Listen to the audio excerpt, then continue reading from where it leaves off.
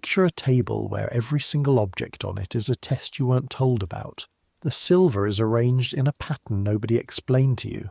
The glasses have been multiplying since you sat down. You counted 3 when you arrived, and now there are 6, and you're not entirely certain you didn't somehow produce 2 of them yourself by existing near the wrong end of the table. The food is all out at once, which sounds generous until you realize that most of it is 4 feet away and surrounded by people whose opinion of you will be permanently and irreversibly formed by what you do with your hands in the next 45 seconds. There's a woman across the table who has not looked away from you since the soup arrived. You have not touched the soup yet. You're not certain you are supposed to touch the soup yet. You are absolutely certain that the moment you touch the soup will be the exact moment you weren't supposed to.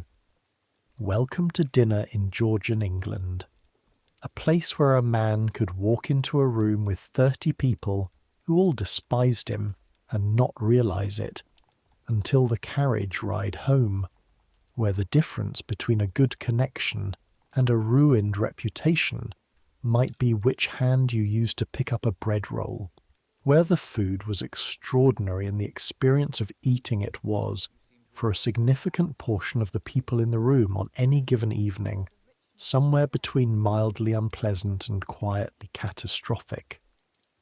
We're going back there tonight, not as tourists peering at portrait paintings or squinting at silverware in glass cases. We're living it, one dinner, one evening. Every single rule you didn't know existed until you broke it, and every consequence that followed. So I make these history stories, and I genuinely never know whether you're falling asleep to the sound of me describing the existential terror of Georgian place settings, or whether you're lying there wide awake with your heart rate going up every time I mention the fork situation. Either way, welcome. Get comfortable. Here we go. The invitation arrived on a Tuesday, and it looked innocent enough. A folded sheet, sealed with dark wax, the impression pressed clean and deep. Your name in the formal style, not just Thomas, not just Whitmore, but Mr. Thomas Whitmore. Written in a hand that wasn't your employer's but clearly came from his household, which meant someone had written it on his instruction.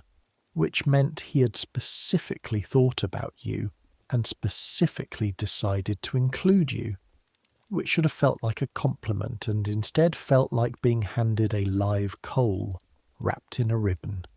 Mr. Alderman Crewe requests the pleasure of your company at dinner, Friday next, 4:30. 4:30.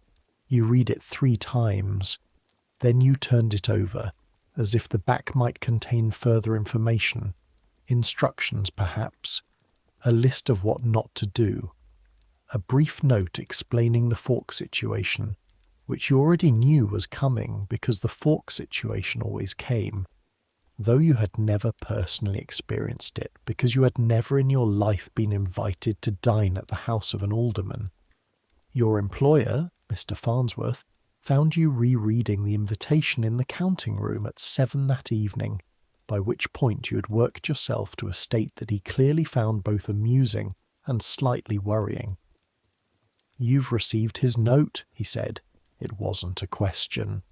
"Yes, sir." "You'll want to wear your good coat." You only had one coat that could be described as good, and this felt like a statement about that coat. Or possibly a statement about you. You weren't entirely sure. "Is there anything—" you started. "Don't reach across anyone. Don't decline a toast. Don't speak about money, your own or anyone else's. And for the love of everything, don't tell Crewe what you actually think of his claret. He thinks he has excellent taste in wine, and he doesn't. And if you mention it, the evening will go badly for everyone." He paused.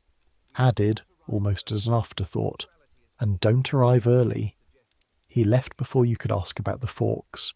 That was Wednesday. You spent Thursday in a state that could generously be described as preparation, and was actually mostly panic wearing the clothing of preparation. You polished your buckles. You mended the small tear at the cuff of your good coat that you had been telling yourself for 3 months was not visible when you kept your arm at the right angle. You paid a woman in the next street 6pence to press your best waistcoat, which she did with the specific thoroughness of someone who knew you needed it and knew you couldn't afford to go anywhere else. You also, and you will never admit this to anyone, practiced bowing, not elaborate bowing.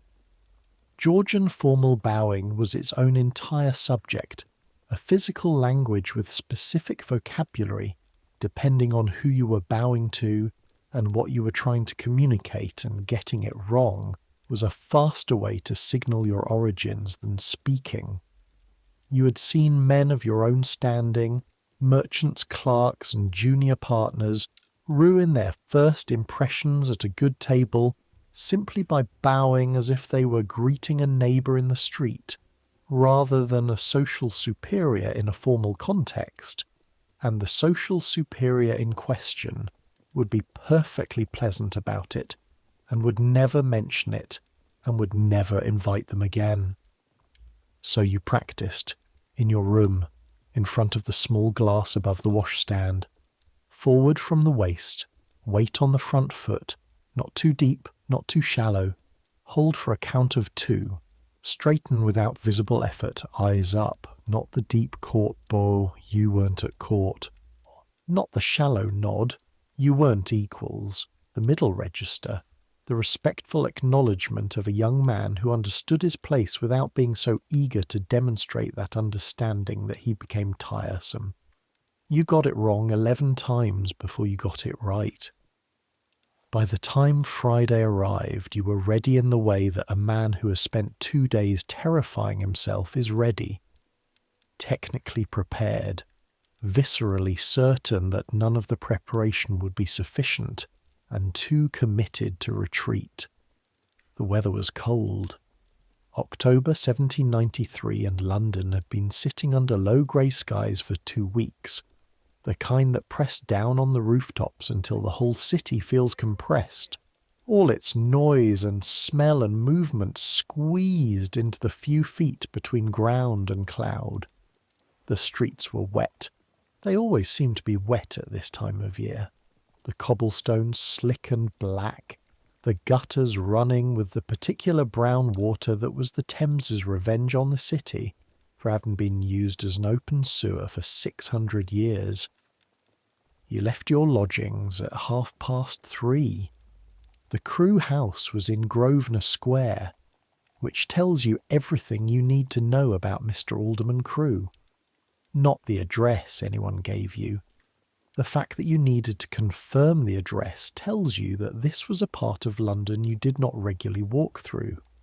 Your world was the city, the old square mile, the wharves and counting houses and coffee houses east of Temple Bar, the streets dense with trade and noise and the particular smell of commerce. Grosvenor Square was west of all of that, in the new development that the great landlords had been building for 50 years, turning fields and market gardens into streets of white stone houses with iron railings and that particular silence of money that has been here long enough to stop needing to announce itself. You walked. You could have taken a hackney. There were hackneys available, drivers shouting from their boxes, horses standing with their heads down in the rain, available for a shilling to anywhere within the city and a little beyond. But a shilling was a significant portion of your weekly disposable income, and also you weren't sure how you felt about arriving at Grosvenor Square in a hackney, which was a thought that revealed something about your state of mind that you would rather not examine too closely, so you walked, 40 minutes roughly, from your lodgings near Cheapside through the Strand and up toward Mayfair, your good coat growing slowly damp, your buckled shoes navigating the particular obstacle course of a London street at 3:30 on a rainy October afternoon, carts, horses, the full contents of a chamber pot someone had deposited from an upper window with, as far as you could tell, no concern whatsoever for who might be below. A pig, An actual pig, loose and unconcerned, rooting at something near a doorstep in Holborn that required a detour of approximately 40 feet and a brief crisis of composure when it turned and stared at you with the specific expression of an animal that has been navigating this city longer than you have. By the time you reached the western edge of Covent Garden, you had rehearsed the bow 4 more times in your head and convinced yourself that your coat, viewed from a sufficient distance in poor light, was probably fine. By the time you turned into Grosvenor Square, you had revised this assessment downward. The houses here were different in the way that makes you understand that your entire concept of a nice building had, until this moment, been operating with inadequate information. These weren't nicer versions of the buildings you knew. They were a different category of object.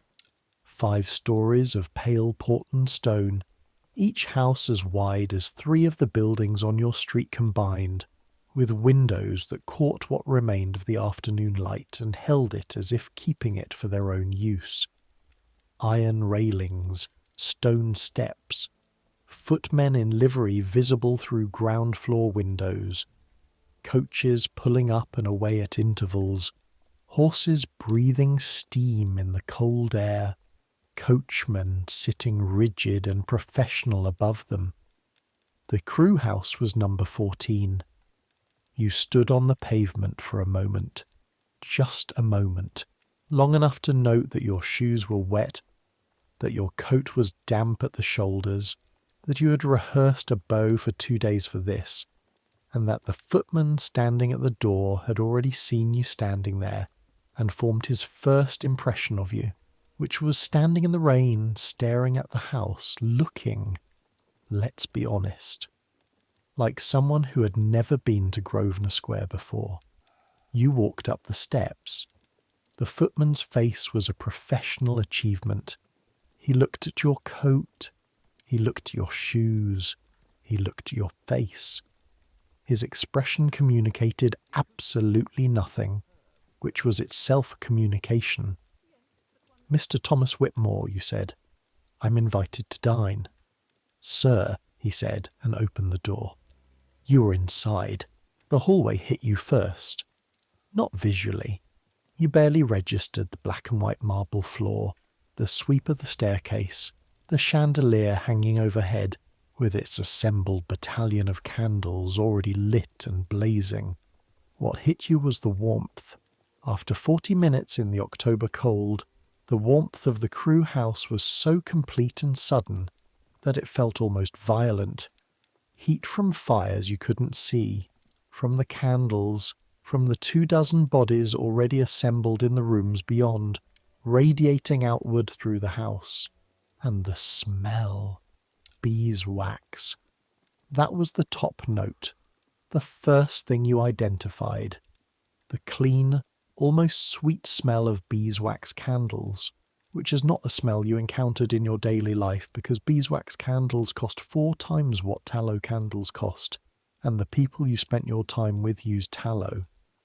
Underneath that, something floral, probably a bowl of dried flowers or a perfume in the air, and underneath that the smell of food beginning to reach its full complexity from somewhere at the back of the house, a warm and layered scent of roasting meat, and something sweetly spiced, and the clean, sharp edge of something boiling, and under all of it, barely there but present, the collected smell of well-dressed, well-fed, well-powdered human beings, the combination of rice powder and hair grease and good wool and French perfume, and the faint, honest overlay of bodies that had been dressed since early afternoon and were now several hours into their preparations. A second footman took your coat. A third, possibly the same one, they were dressed identically and moved with identical silence, handed you toward the staircase where the sound of voices from above told you that the drawing room was assembled and waiting. You were not early. You were, in fact, exactly on time, which in this world translated to approximately 12 minutes late. because fashionable people did not arrive exactly when they were invited. Fashionable people arrived a little after, and the ones who arrived exactly when invited were either provincial or anxious, and you were both, but you were also standing at the foot of the staircase in a slightly damp coat, and there was absolutely nothing to be done about any of it now.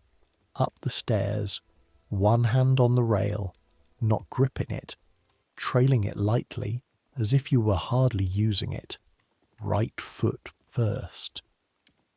What came after that depended entirely on rules you had assembled from partial information over the course of 40 minutes of walking in the rain. The drawing room was on the first floor, which in a house this size meant a room of dimensions you had to recalibrate for. The ceilings were 12 feet high. The walls were pale green silk, which was a colour you associated with good things, in a way you couldn't quite identify until you remembered that silk in this shade cost more per yard than your waistcoat cost in total. Paintings, a fireplace at each end, both burning, candles in sconces along the walls and in the chandelier overhead, so that the room was lit with the particular quality of candlelight at full strength, warm, slightly orange, throwing shadows upward rather than down, making everyone look either dramatic or slightly unwell depending on their complexion. There were perhaps 20 people in the room. You took this in the second between entering and being seen, which was the only second you had for pure observation before you became part of what was being observed.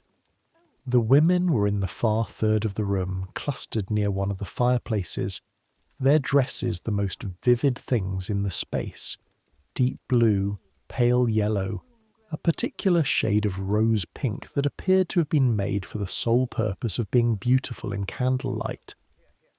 The men occupied the middle ground, standing mostly, grouped in small clusters with glasses in hand.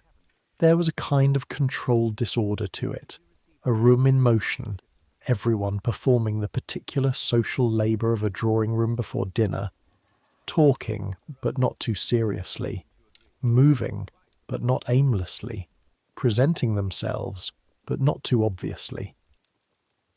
Your employer, Mr. Farnsworth, caught your eye from across the room. He gave you a nod that communicated exactly two things. Good, you're here, and you're on your own from this point.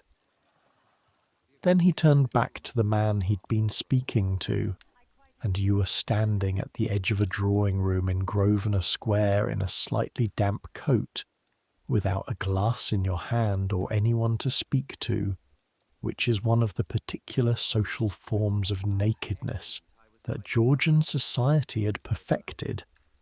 A footman materialized at your elbow with a tray, negus, a hot wine punch, sweetened with nutmeg. You could smell it before you took the glass, the warm spice of it cutting through the general complexity of the room. You took it gratefully, not because you wanted it particularly, but because having something in your hand solved one of the problems, which was what to do with your right hand. The other hand you put behind your back. This was correct. You had absorbed this from some source you couldn't now identify. Gentlemen stood with one hand occupied and one behind their back, not both hands visible, not one stuffed in a pocket, not clasping themselves in front like they were trying to hold something in. You had approximately 3 minutes to stand near the door looking composed before someone would notice you weren't talking to anyone, and that would become its own small social calamity. This is the first thing about Georgian dinner that nobody warns you about. The dinner itself is not the hardest part. The dinner has rules, many rules. Rules that will be described at length because they are genuinely extraordinary in their complexity and their stakes. But the dinner at least has a structure. There's a table, you sit down, things happen in an order. The drawing room before dinner is the part that is entirely unstructured, that requires you to make conversation with strangers about nothing in particular, while everyone in the room is simultaneously evaluating everyone else. and the only rule is a kind of negative one. Don't be memorable in the wrong way. You chose a cluster of 3 men near the centre of the room and moved toward them with the confidence of someone who definitely belonged here and was simply choosing where to stand next. This was perhaps the one thing you had fully mastered in your years in the city, the performance of confidence in circumstances where you had none. Working for Farnsworth had required it daily. Walking into a room of merchants when you were 19 and had nothing to recommend you but a letter of introduction and the desire not to embarrass yourself. That was good training for this. Not the same thing, not even close, but the same fundamental skill. Move like you have somewhere to go.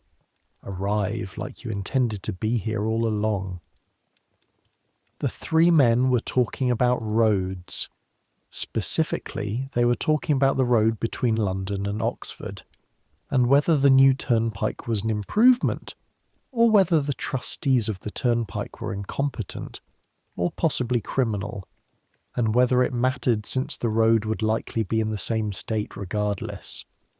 This was a subject you had opinions about, and more importantly, it was a subject that did not require you to know anything about the social situation in this room.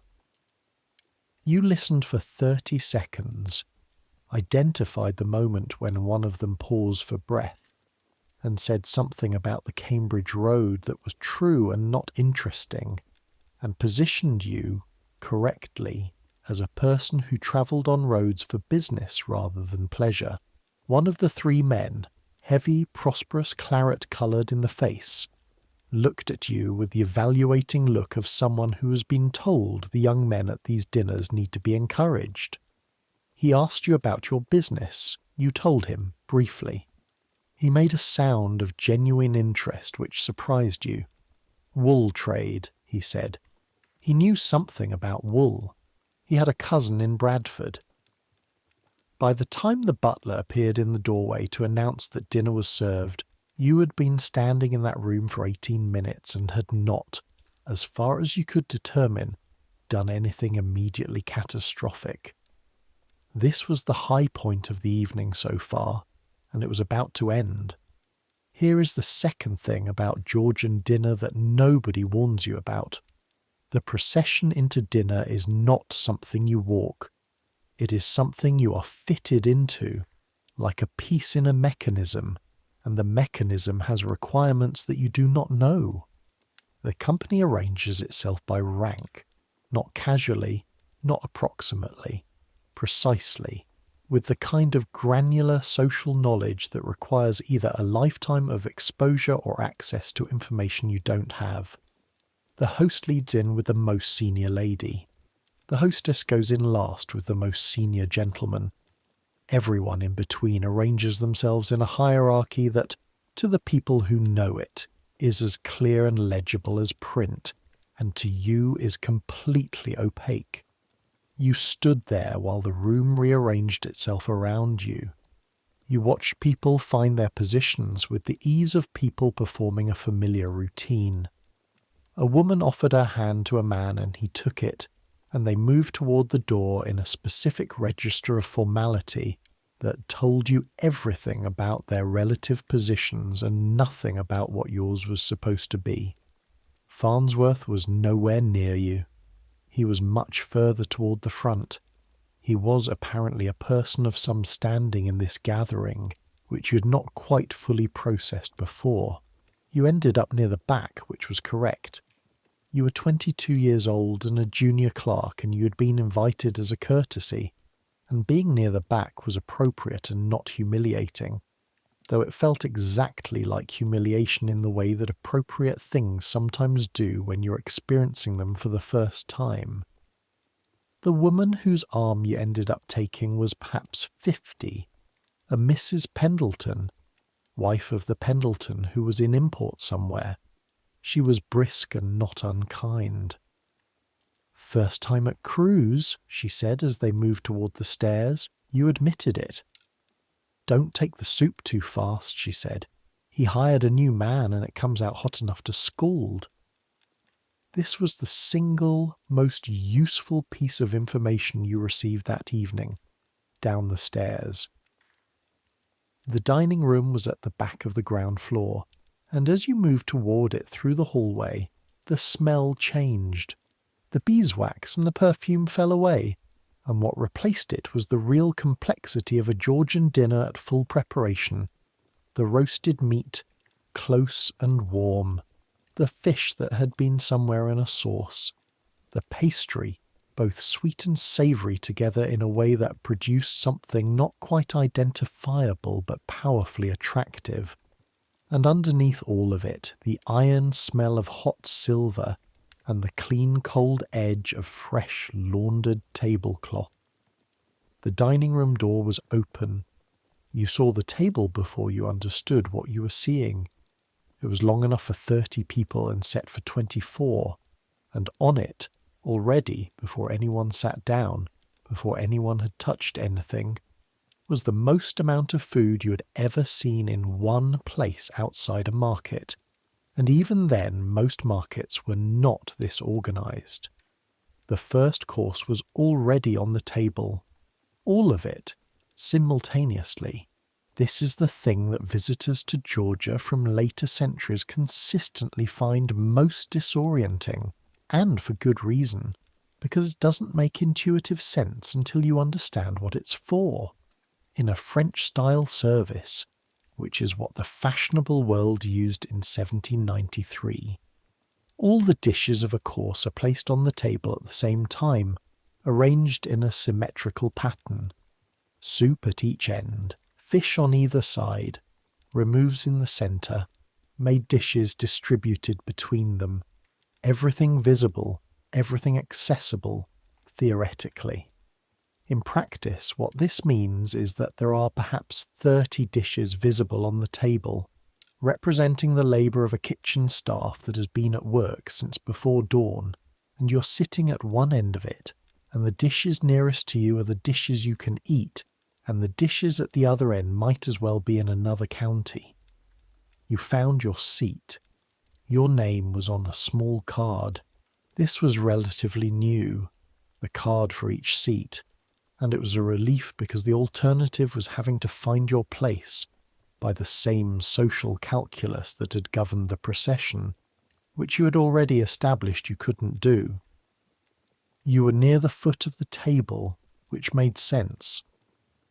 The foot of the table was where the less important people sat, and you were less important, and sitting here was not a problem except in the specific sense that being near the foot of the table meant you were far from the dishes that had been placed in the places of honour. To your immediate left, a tureen of soup, still steaming, the lid on it, the handle of the ladle protruding at a specific angle that you would later understand was how you were supposed to know it was ready to be served. To your right, a dish of fish in a sauce covered with a silver dome that was just slightly too hot to touch if you hadn't been warned about it. Before you, your cover, the cover. This is where the fork situation begins. What you had in front of you, a dinner plate, positioned with the pattern facing upward and toward you, not facing away, not tilted, a plate in the specific orientation that communicated someone had set this table with intention and knowledge. Above the plate, a knife resting on a knife rest, not flat on the table, elevated, the blade facing the plate. To the right of the plate, one fork, one spoon, one further fork, 3 glasses, graduated in size. The largest filled already with something deep red that was not the wine you'd been given upstairs. To the left of the plate, a small bread roll, positioned on what you would later learn was technically called the bread plate, which was not a plate but a specific folded shape made from the tablecloth, a little pocket of linen holding the bread like something that expected gratitude.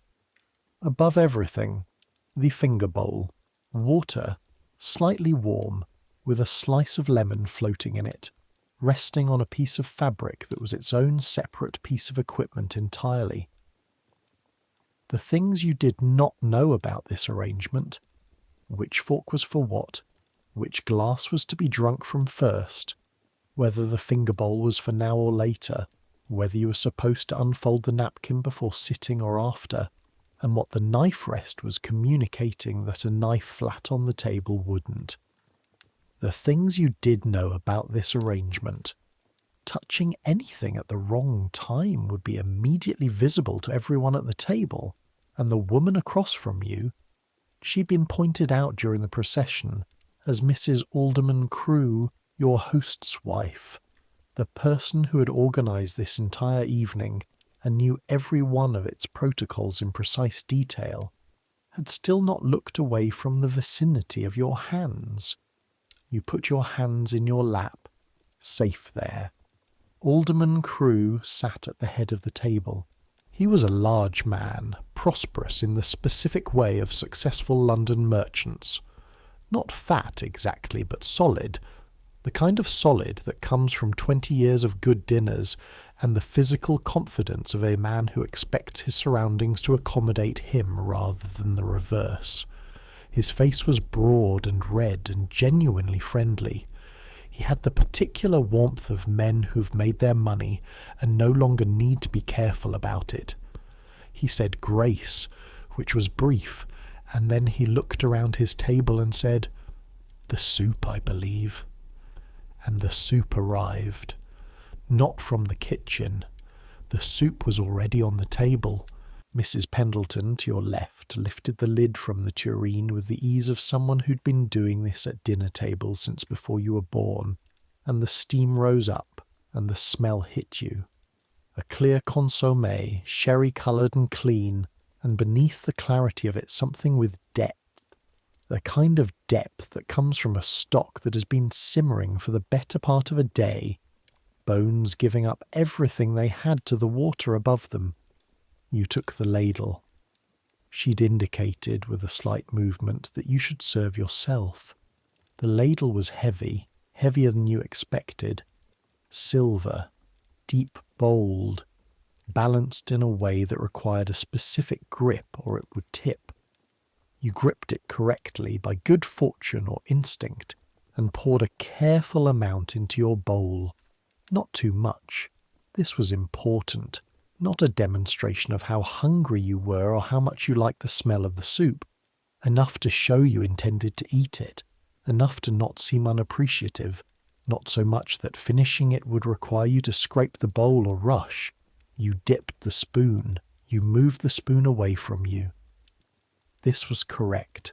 Away from you, not toward you. And you knew this, had absorbed this rule from some source, and you did it without thinking. Then you stopped. Because Mrs. Pendleton's warning about the new man and the scalding soup was operating in the back of your mind, and you blew very slightly across the surface of the spoon before you put it in your mouth. You should not have done this. Not a disaster. Nothing that ruins the evening on its own. But you felt the quality of attention from the foot of the table shift, almost imperceptibly in your direction. Not Mrs. Crewe specifically. Just a general awareness, a registration. Blowing on one's soup was not done.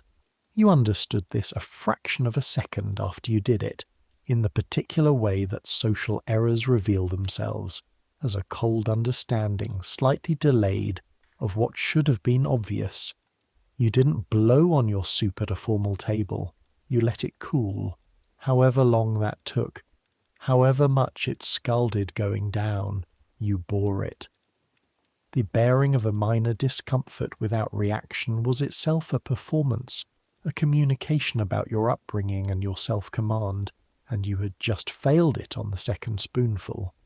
The soup was, as advertised, very hot.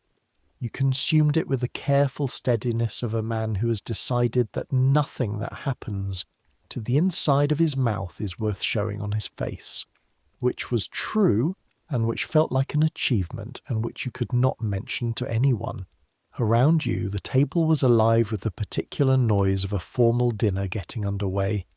The soft percussion of spoons against porcelain, the low murmur of conversation that hadn't yet found its full register, the sound of wine being poured into glasses by the footman who moved behind chairs with the trained invisibility of people who'd been specifically taught to exist without being perceived. The man to your right introduced himself as Dr. Calloway, a physician of some kind, recently returned from Edinburgh, with the kind of face that suggested he had been recently returned from Edinburgh specifically because Edinburgh had run out of things he approved of. He asked you about your work. You told him, again, about Farnsworth, about the wool trade. He asked a question about dyeing processes that suggested he knew more about it than his profession implied, and for perhaps 5 minutes you had a conversation that required actual thought, which was enough to let the soup cool to a temperature that was merely uncomfortable rather than dangerous. You finished the soup. You put the spoon down on the right side of the bowl. This was incorrect. The spoon should go in the bowl, not beside it. When you were done, you moved it, quickly. Not you thought, in a way that anyone had seen. You thought wrong, but you wouldn't find this out until much later. The first course, in the French manner, was now fully open. The covers had been removed from the hot dishes along the table, a process performed by the footmen with the synchronized efficiency that told you this household drilled its servants in this specific movement, everyone lifting at once, every dome coming off in the same beat. Steam rose from a dozen dishes at once. The smell changed, intensified, became specific rather than general. There was a fricassee of chicken somewhere down the table, visible as a pale, creamy mass in a silver dish. There was a roasted joint on a stand, dark and glazed. There was the fish in its sauce nearest you, and running down the centre of the table, visible as a kind of architectural landscape, were the removed dishes, pies, their pastry brown and perfect, and at the very centre, a structure you had been aware of since you sat down and had been deliberately not looking at directly because it seemed too significant to acknowledge. It was a raised pie, not a simple pie, a standing pie, built up on a decorative pastry structure, perhaps 2 feet high at its centre, shaped in a way that communicated artistic intention, its top crust decorated with leaves and flowers made from pastry, its sides glazed to a deep amber, the whole thing sitting on a silver stand that elevated it further, making it the architectural centrepiece of the table in the literal sense. You were not to touch this yet. You understood this without knowing why you understood it, which was one of the things about Georgian dinner rules. Some of them embedded themselves in you from context and observation before you'd had time to analyse them. The raised pie was the centrepiece. You did not take from the centrepiece. What you could take from were the dishes within your immediate reach, which were the fish, the bread roll, and, slightly further but achievable, a dish of something vegetable that you couldn't quite identify from your angle. Here is the third thing about Georgian dinner that nobody warns you about. You cannot reach. This is not a moral statement. It is a practical one. If a dish is beyond approximately your immediate vicinity, beyond your arm's comfortable reach, you do not reach for it. You ask. You ask the person nearest that dish to pass it to you, or you ask the footman, or you ask the person across from you. And there are protocols for this, of course. You don't demand, you suggest. You make the asking into a kind of small performance of appreciation for the dish in question. But here's what that means in practice. The 30 dishes on this table might as well be a menu. You will eat what is in your section unless someone offers, because you cannot reach across the table without committing what amounted to a significant social breach. and you cannot shout down to the other end requesting specific items, and you cannot get up and walk over to something because that is so far beyond what is acceptable that it doesn't even have a category. You ate the fish. It was excellent fish. A sole in a cream sauce with capers, the flesh tender and white, the sauce clinging rather than pooling. You ate it in the way you ate the soup, carefully, deliberately, without apparent eagerness and with actual enjoyment held well below the surface where nobody could mistake it for greed. The bread roll you broke, not cut, broke with your hands, and used to clean the sauce from the last of the fish, which was technically correct but perhaps too enthusiastic, and you put the bread down after one use. Dr. Calloway beside you was conducting a conversation across the table with a young woman who appeared to be someone's niece, and who had opinions about current events that Calloway found either fascinating or appalling. His expression didn't entirely distinguish between the two. To your left, Mrs. Pendleton was talking to the man on her other side about a matter that involved several names you didn't recognise and what sounded like a property dispute in Hertfordshire. You ate and listened and contributed when appropriate openings arrived, short, accurate observations that didn't require you to hold the floor for long. This was the operating principle of a young man at a table where he didn't fully belong. Be present enough not to be rude, be brief enough not to be memorable, be accurate enough not to be corrected.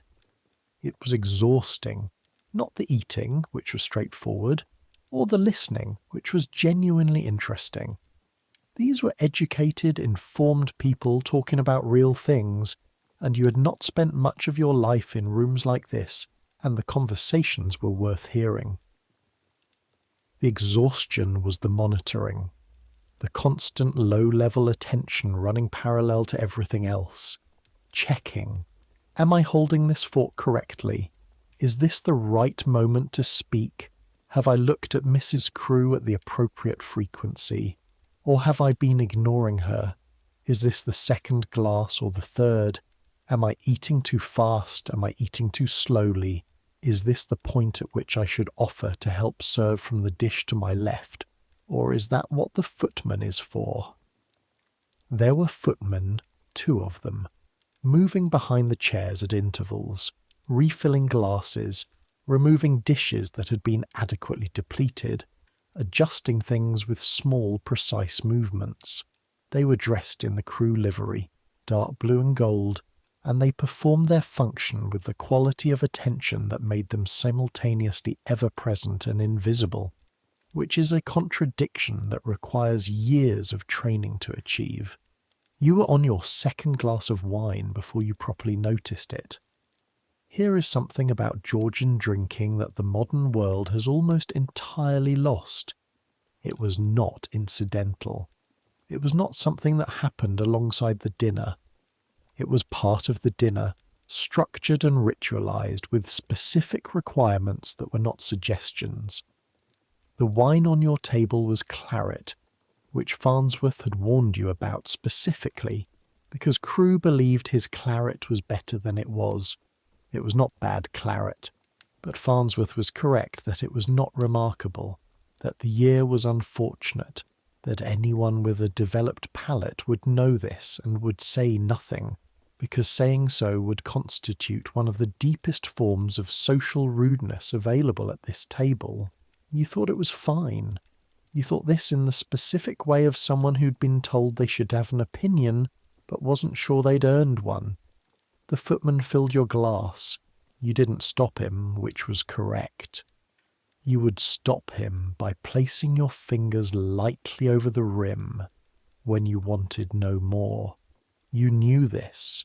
You had carried this piece of knowledge in isolation for several weeks, separated from all context, and here was the context at last. There were toasts, not the long-prepared toasts of ceremonies and anniversaries. The toasts of a dinner table in 1793 were shorter, more frequent, and significantly more mandatory, Alderman Crewe raised his glass toward the foot of the table, toward you generally, though not specifically, and said, "Gentlemen," and everyone raised their glasses, and the drink was taken. This was the first toast, and it was the toast to the meal, and refusing it was not an option. You drank. The claret was, in truth, slightly warmer than ideal, which was a consequence of having been stored in a cellar that ran warm. This was the kind of thing you could hear in your head in Farnsworth's voice, cataloguing the failures without apparent emotion, but you drank it and you did not show that you were noticing, because this was what you were here to learn, and this was the lesson arriving in real time. The next toast came perhaps 20 minutes later. The King. This one required standing. Everyone stood. Not when Crewe announced it. You stood fractionally after the people immediately around you, following rather than leading, which was exactly correct for your position. You raised your glass. "The King," you said, with everyone else. You drank. You sat. This happened 3 more times before the first course ended. The King again, from a different gentleman. A minister whose name you didn't catch. A naval victory that had apparently occurred recently enough to still be worth toasting. Each time you stood, each time you drank, each time you sat back down and ate a little more fish and tried to remember what proportion of your blood was now claret and what was still blood. You were not drunk. You were, however, noticeably warmer than you had been when you sat down, and the table had acquired a softness that it hadn't had at the beginning. The first course lasted approximately 40 minutes, during which you ate. The fish, a small portion of something in a pastry case that was passed to you by Calloway, with a recommendation that turned out to be accurate, most of your bread roll, and this was offered by a footman specifically on instruction from Mrs. Crewe, who'd apparently noticed your situation at the foot of the table. A small serving of the raised pie, which was filled with game and dense with jelly, and which was the best thing you had eaten in approximately 2 months. You tried not to show how much you enjoyed it. You almost certainly failed. Then the first course was removed. This is not what it sounds like. Removed, in the Georgian dinner vocabulary, doesn't mean the course ends and the table is cleared. It means something more specific and more theatrical than that. The large central dishes, the removes, were carried off and replaced with different dishes of equivalent importance, while the other items on the table remained. The architectural centrepiece of raised pie went away. In its place came a joint of roast meat, its smell filling the room when the footman lifted it onto its stand. Beef, dark and caramelized at the edges, the fat rendered and crackling, the interior pink in the way that beef in 1793 was routinely pink, because people understood what good beef looked like. Everything else on the table adjusted. Dishes were repositioned to maintain the symmetry. New, smaller dishes appeared, added by the footmen with the efficiency of people performing a choreography they had rehearsed, filling in the gaps left by what has been removed, maintaining the essential character of the table, which was abundance. Georgian dinner tables were abundance. This is the design principle underneath all the rules and rituals. The table communicates wealth not by the quality of individual items, but by the sheer overwhelming presence of quantity. The 30 dishes, the multiplied glasses, the redundant forks, all of it saying the same thing in different registers. There is more here than you can eat, and that is the point.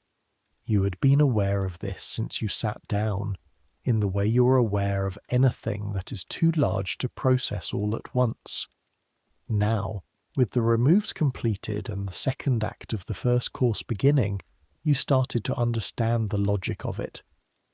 The abundance was also, in a very specific sense, pressure, because you were expected to eat.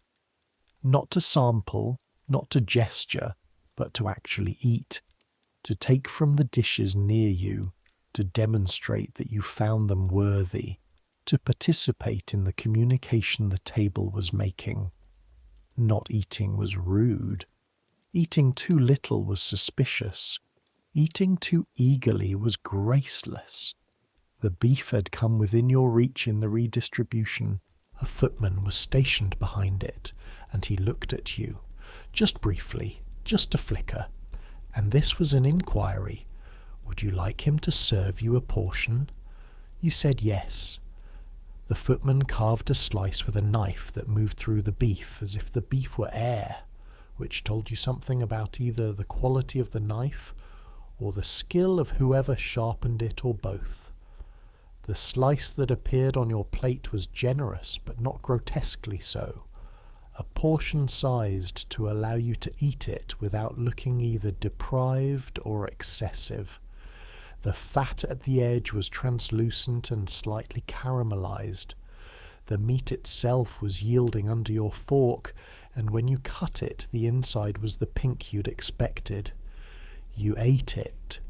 You ate it in the way you'd been eating everything else all evening, with the attention distributed between the food and everything else, and the monitoring that ran underneath everything. But for a few seconds, just a few, the monitoring went quiet. The beef was very good, Calloway noticed. He glanced at your plate and then at you with the expression of a man who appreciates appreciation. The butcher on South Audley, he said quietly, nodding toward the joint. Crewe doesn't tell anyone. Sources everything from the same man. Has done for years. This was a piece of information freely given, a small hospitality, and you received it with gratitude and stored it with the same care you stored everything that seemed useful. South Audley. Good beef. Crewe's butcher. Filed. The conversation around the table had changed register. The first course had been the warming-up period, the establishing of territory and the testing of connection. Now, in the second phase of the first course, with the removes done, and everyone settled and the wine having its specific and reliable social effect, the room was more open, more willing to speak across rather than only to the neighbours. This was when you learned about carving. It happened 3 seats down from you, and you were watching because you were always watching, which was how you survived rooms where the rules were unknown. A man, perhaps 35, with the look of someone who had recently risen in the world and was still learning the terrain at the top, had been asked by Mrs. Crewe if he would do her the honour of carving the duck at his end of the table. The duck had been placed near him for this purpose, which told you that Mrs. Crewe had made decisions about who sat where based on their capability, a layer of calculation in the seating arrangement that you had not previously considered. The man accepted. He accepted with the slight excessive formality of someone who'd been hoping this wouldn't happen, and was now performing confidence rather than feeling it. He picked up the carving knife. He was wrong about the angle immediately, holding it too low, approaching the breast from the wrong side, which meant his first cut would produce a slice that tore rather than fell. You could see this from where you sat, and you could see that Mrs. Pendleton could see it too, and possibly 3 or 4 other people at the table, and there was a brief collective pause in the surrounding conversation that was the social equivalent of a held breath. The man cut. The slice tore. It was, objectively, fine. He recovered. He adjusted the angle. The subsequent slices were better, adequate, but the first slice was visible, on the plate, torn and slightly ragged, and he knew it, and the slight tightening around his eyes was the only indication of the small internal catastrophe occurring. He served Mrs. Crewe first, then the woman on his left, then himself. Nobody commented. The conversation resumed. The moment passed. But it didn't pass, not entirely, not in that room, not in that. The people who had noticed filed it, the same way you filed things, stored it somewhere, to be retrieved in context or when relevant. In Georgian dinner society, being unable to carve was a specific failure that communicated a specific failure of background. You weren't raised somewhere that carving happened. You didn't come from a table where this was practiced. You could buy the coat and hire the carriage and dress the part entirely, and one moment with a carving knife would undo 20 years of effort. You made a note to practice carving. The thought that you were in a room learning from other people's mistakes as well as your own had occurred to you before. This was, in a sense, what the city had been teaching you since you arrived. But it was clearer here than almost anywhere else, because the rules here were so specific and the consequences so immediate. Dessert arrived eventually, but the story of that evening is not yet at dessert. There is the matter first of the second course. The first course was cleared, actually cleared this time, everything removed, the table surface briefly revealed, and then covered again with the second course, a different configuration of dishes on a slightly lower register of formality. The fish was gone. The heavy meats were replaced by lighter preparations, a sweetbread, a fricassee, a dish of dressed crab that appeared from the kitchen at the same temperature as the crab dish the French embassy served, which you knew because Farnsworth had taken you there once 2 years ago, and you had committed the smell to memory. More wine, a different wine now, lighter, slightly sweet, brought up from what must have been a very deep cellar to arrive at this temperature. Your third glass, or possibly your fourth. The counting had become imprecise. The conversation had fully opened. Crewe, from his end, was holding his half of the table in a long discussion about the situation in France. October 1793 was not a peaceful month in revolutionary France, and the people at this table were the kind of people for whom this was not an abstract political question, but a matter of direct financial consequence. And his voice was carrying down the table in intermittent waves, the specific point being something about shipping insurance and what happened to underwriters when the risk was revolutionary. The people at your end were having a separate conversation that was doing the thing good dinner conversation did, appearing to be about one thing while actually being about several. The woman across from you, not Mrs. Crewe, who was nearer the middle, but a Mrs. Hamilton, who'd been pointed out at some point as Crewe's sister-in-law, was talking to the claret-faced man about gardens. She had a garden in Kensington, he had a garden in Mayfair. The conversation was about topiary, technically. Topiary was the nominal subject, but the real subject was social position, which neighbourhoods' gardens were better, who had the more serious gardener, what the current fashion was among people who knew what the fashion was, and, underneath all of this, as the real current beneath the decorative surface, whether these two people were equal, or whether one was slightly above the other, and which one. You listened. You ate your sweetbread.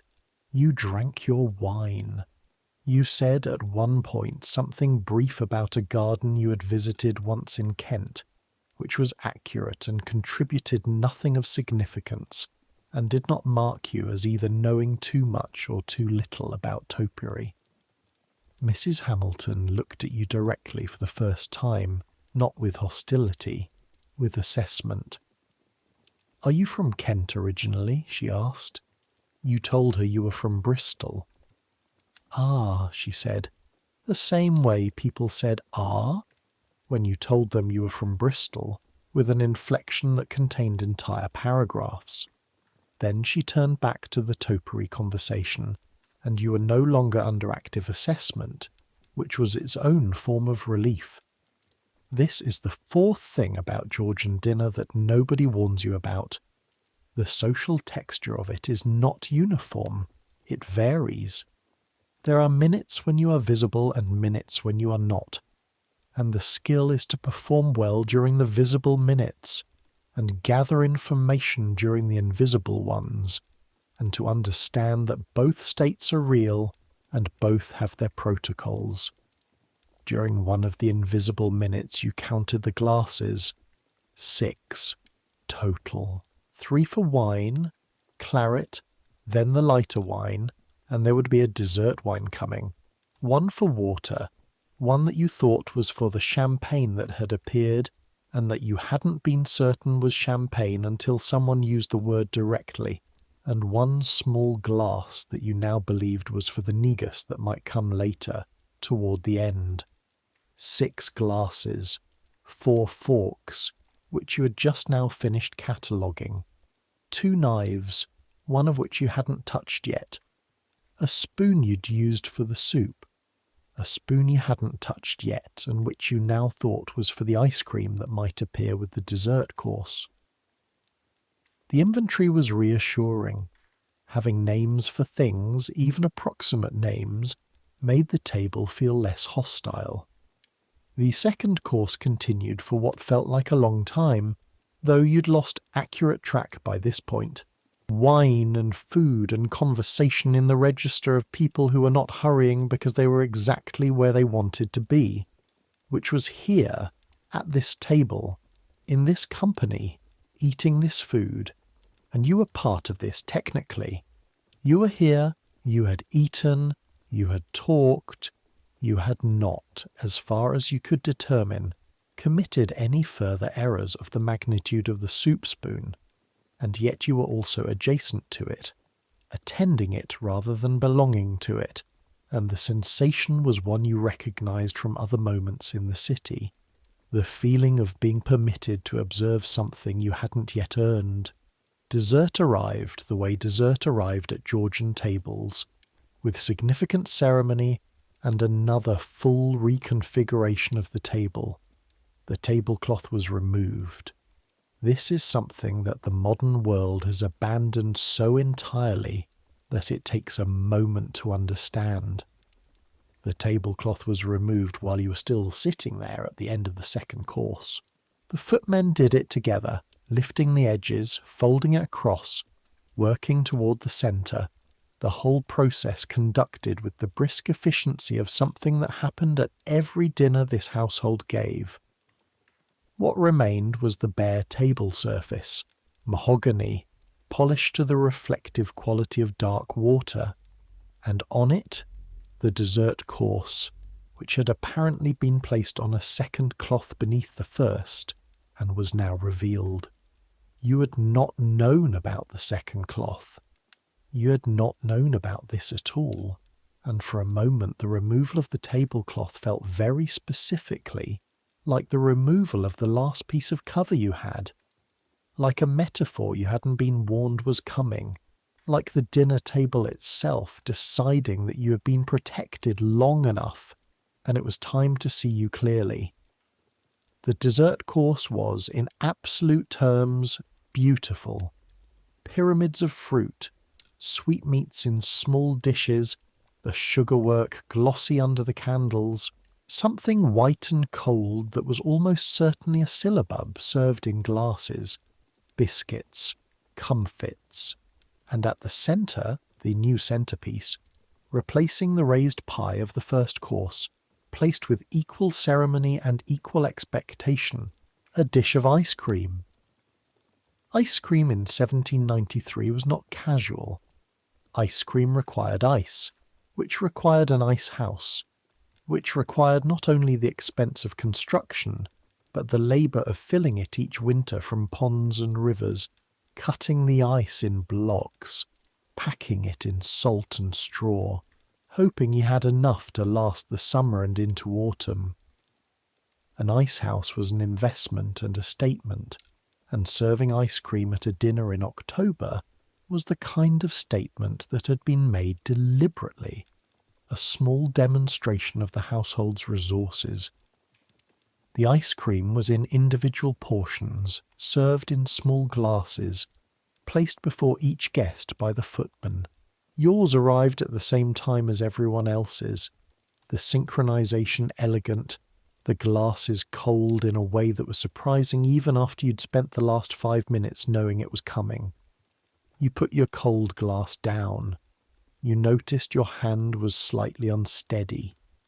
This was the wine, and it was also the accumulated weight of 4 hours of vigilance, and it was something else, something you couldn't quite name, which was the specific exhaustion of being watched and performing and not knowing the rules and watching other people not knowing the rules and trying to learn from both and eating simultaneously. Mrs. Hamilton was watching the ice cream with the expression of someone who'd already decided they would not eat it, not out of dislike but out of a calculation about quantities already consumed. The claret-faced man was eating his with the straightforward pleasure of someone who had entirely stopped monitoring himself, which was either a sign of confident belonging or wine, and at this table probably both. You ate the ice cream. It was sweet and cold and flavoured with something you identified eventually as orange flower water, underneath the cream and the sugar, cold in your mouth after 4 hours of hot food and warm wine. It was genuinely extraordinary, not because it was elaborate, but because it arrived at exactly the moment when your body needed something cold and precise, when the density of the evening needed a pause. You ate it more slowly than everything else. Somebody laughed at the far end of the table. Crew, his head back, a real laugh, responding to something someone had said that you hadn't heard, and then people around him laughing, and the laughter coming down the table in the way laughter did, picking up contributors as it moved, softening and changing as it went, arriving at your end as a general warmth rather than a specific joke. You smiled, not at anything, at the room. This was, you noted, something you had not done since you sat down. The monitoring had been constant enough that smiling as a general response to the room, not a social performance of smiling, not the smile you gave to people you were talking to, but just a response, had not happened until right now. The ice cream, the laughter, the mahogany table's dark surface, the reflections of 24 candles in it, multiplied and scattered. You thought, I am here. This is a thing that is happening, and I am in it. Then the ladies withdrew. This is the 5th thing about Georgian dinner that nobody warns you about. The evening ends twice, and the second ending is different from the first.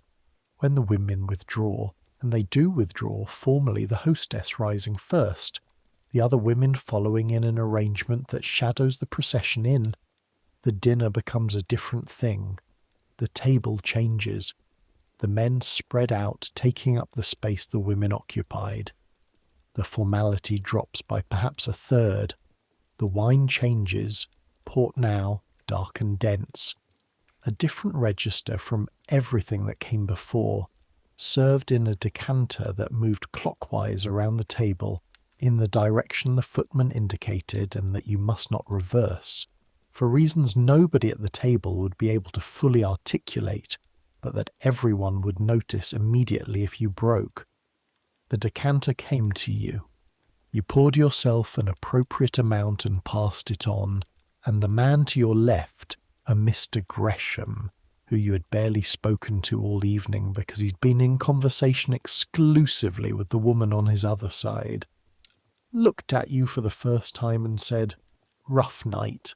"First time at Cruise," you said. He nodded. He had a face that was less alarming up close than it had seemed at a distance. Still formidable, still expensive, but with something in the eyes that was tiredness rather than judgment. "He does a good table," Gresham said. "Better than his cellar." You heard Farnsworth's warning in this and said nothing. Gresham glanced at you with what might have been approval. Crewe was speaking at the head of the table about France again. The men who had been dispersed through the dinner were now concentrated, and the concentrated version of this group was different, less careful, more direct, with opinions emerging that the mixed company had kept muffled. The situation in Paris, the trial of the Queen, which had concluded 3 weeks earlier, and which was being discussed with the specific controlled horror of people who understood viscerally what the outcome meant, not in abstract moral terms, but in practical ones. This was what happened to social order when you stopped maintaining it. The guillotine was not a political statement to the men at this table. It was a warning. You listened. You drank the port carefully, not forgetting that your count of glasses consumed had become imprecise, and imprecision in this direction was dangerous. You said very little. This was correct. The political conversation among these men had a texture and a vocabulary that came from the inside of things, from knowing the principles, from having financial stakes, from following the situation with a specific attention of people for whom it was not merely news, and contributing to it from outside was a way to demonstrate that you were outside, which you were and had been all evening and had been trying, mostly not to perform too obviously. Gresham asked you a question about wool markets and the effect of the French war on supply. This was something you actually knew. You answered it with the economy of someone who knows a subject. No hedging, no qualification of your certainty, just the facts as you understood them, the import routes that were disrupted, the alternative suppliers that Farnsworth was currently exploring, the specific implication for prices. Gresham listened, nodded once, slowly. Farnsworth's lucky to have you, he said. This was a compliment so unexpected that you almost missed it as a compliment, which would have been its own kind of failure. You received it with a brief acknowledgement that communicated gratitude without excessive pleasure. The toasts continued. There were always more toasts. The king again from a different voice, someone's absent wife, a ship, a successful venture whose details were not specified, each toast requiring the glass to be raised, and the port drunk, and the decanter going around again, and your count of what you'd consumed growing steadily less reliable. At some point, your sense of time having become significantly approximate, Crewe rose and announced that they would join the ladies. This was the signal, the formal ending of the men's session, the moment when the two halves of the evening came back together. You rose. You were steadier than you expected. The women were in the drawing room with tea, actual tea from a pot that Mrs. Crewe was managing at a table near the fire, serving each person as they came in, which was its own small ritual of hospitality. The room felt lighter than before dinner, the formality having dropped on both sides over the course of the evening. People were standing closer together. Voices were warmer. Mrs. Hamilton was near the window, speaking with someone you didn't know. She saw you and, this surprised you, moved slightly toward you, not all the way but enough to be an invitation. "How did you find it?" she said. The topiary conversation hadn't happened. This was direct. You told her, briefly, honestly. It was more complex than you'd expected. The table in particular. She smiled. It was a real smile, without social performance in it. "My first formal dinner," she said. "I knocked over a glass. Full glass. Claret, naturally. Over a woman wearing a very expensive dress, naturally. I was 18. You looked at her. What did you do?" "Stood there," she said. "For a moment I just stood there. Then I apologized in the manner that suggested I was apologizing for existing, which was true enough. Then I sat back down and did not touch another glass for the rest of the evening. A pause. I still apologize too much in formal rooms. You learn to watch for that in yourself. She moved on. You stood near the window with your tea, which was hot and sweet and very welcome. The evening continued in this register. Tea, conversation, the gradual dissolution of the dinner's formality into something that felt, if not quite natural, then at least human. The port had done its work. People were speaking to people they hadn't spoken to at table. Connections were being formed and confirmed. A few people had already left. A departure from a Georgian dinner was its own ceremony, requiring the right moment and the right manner, not too early, which was insulting, not too late, which was imposing, with the farewells calibrated to each host. Farnsworth found you at the edge of the room. "Good evening," he asked. You thought about the soup, the spoon, the ice cream, the port, the claret, the fog of accumulated small transgressions, and 1 or 2 moments of genuine competence. The 2 conversations that had gone well. The moment with Gresham that you would remember for a long time, the way the mahogany table looked under the candles. Educational, you said. Farnsworth laughed. A real one, brief and surprised. "That's the correct answer," he said. "Come, I'll introduce you to Crewe." Alderman Crewe, when you reached him, was in conversation with 3 people, but paused without impatience, and turned to you with the specific warmth of a man who has spent an evening being a good host and hasn't quite run out of it yet. "Mr. Whitmore," he said, "Farnsworth speaks well of you." "You're very kind, sir," you said, and bowed. The bow that you had practised 11 times in your room in Cheapside. Forward from the waist, weight on the front foot, not too deep, hold for 2, straighten without visible effort, eyes up. It was correct. You knew it was correct because nothing happened.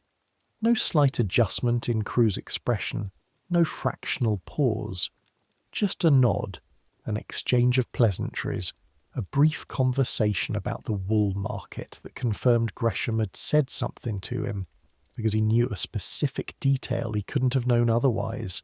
Then Farnsworth steered you toward the door with the expertise of a man who knew exactly when to exit, and you were in the hallway, and the footman had your coat before you'd fully registered that you were leaving.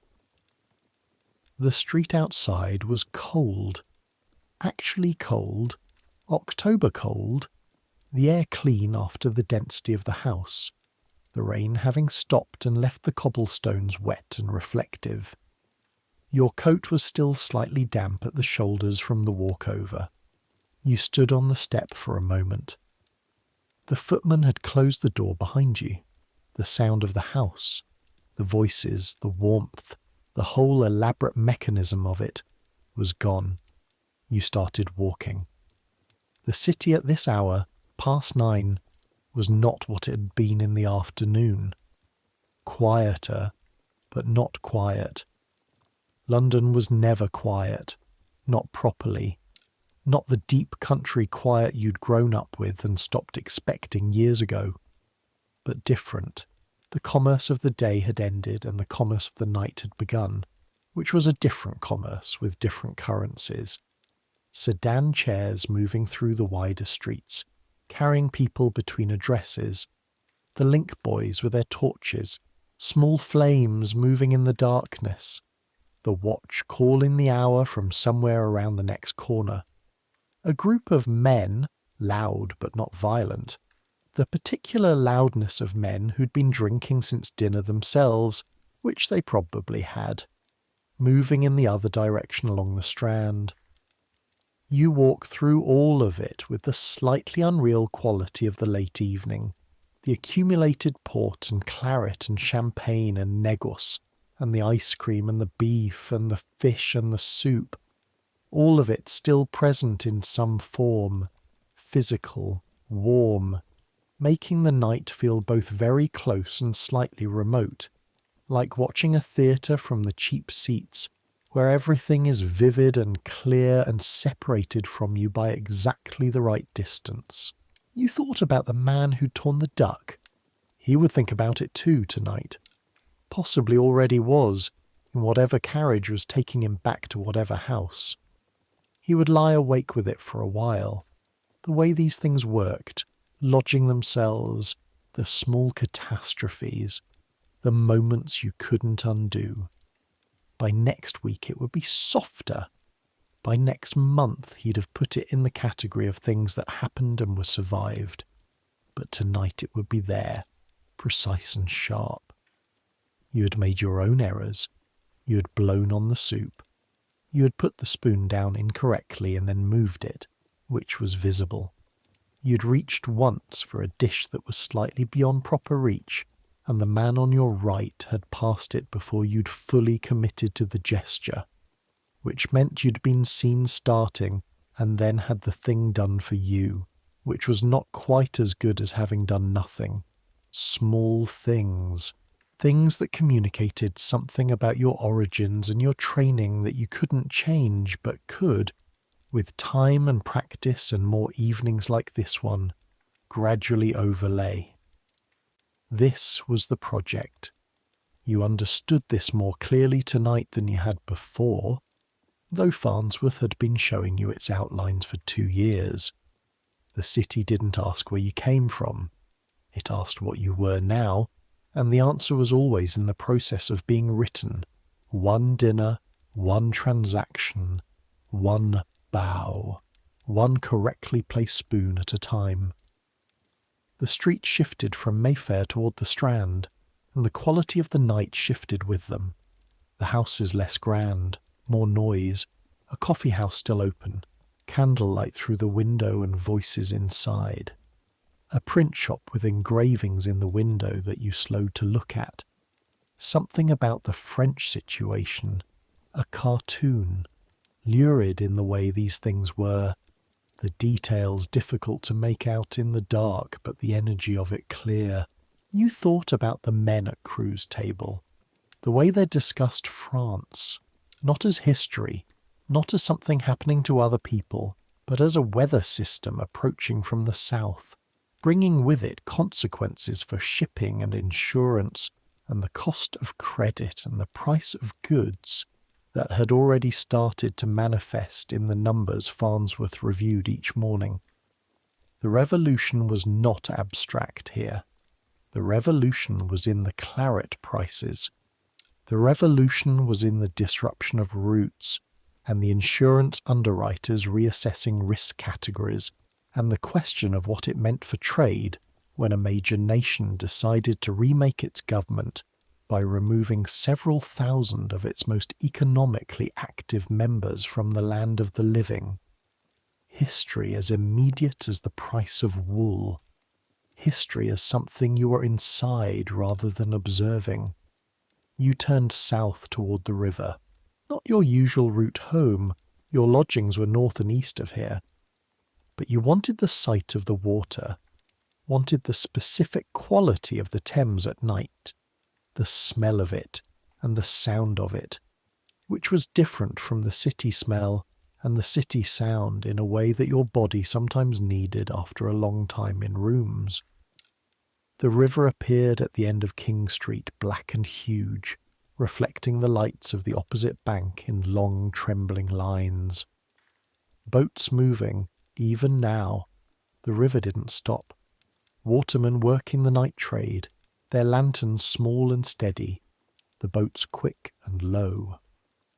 A barge moving downstream in the opposite direction, massive and slow, carrying something covered in canvas that was lit on both sides by lanterns that swung with the current. You stood at the edge of the embankment and looked across at the south bank, where the lights were sparser and the sounds were different. The particular mixed noise of the south bank at night. The theatres closed by now, but the taverns and the less regulated establishments still in business, still generating the specific loud and disorderly energy of the side of the river that had always been where London put the things it wanted available, but didn't want to look at too directly. The water smelled of mud and tidal reach and the accumulated freight of a city of 1 million people living alongside a river for 1,000 years. Not pleasant, not in any conventional sense, but specific and yours, and deeply familiar in the way that things you have lived with become familiar regardless of their qualities. You thought about what Mrs. Hamilton had said, the glass, the claret, being 18 and standing there. You thought about Calloway and his Edinburgh precision, and the claret-faced man whose name you had never learned and who had eaten the ice cream with such uncomplicated pleasure. You thought about Mrs. Pendleton and her soup warning, which had saved you from something potentially much worse than the spoon, and about Gresham's sudden directness, and about Crewe's warmth that was genuine rather than performed, which was less common than its performance. You had been in rooms like this before, in smaller versions on the outer edges.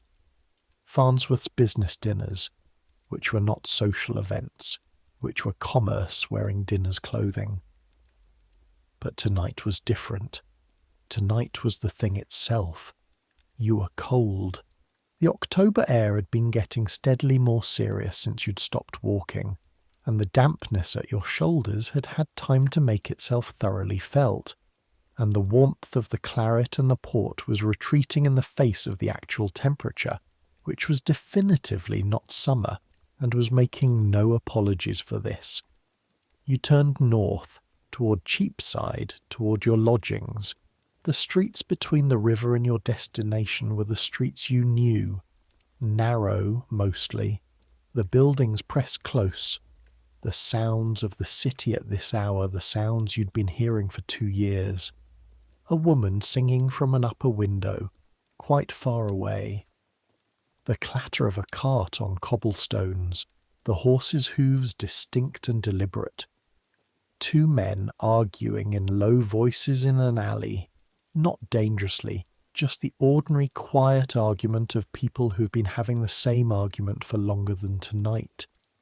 The smell of a bakery already starting its first preparations.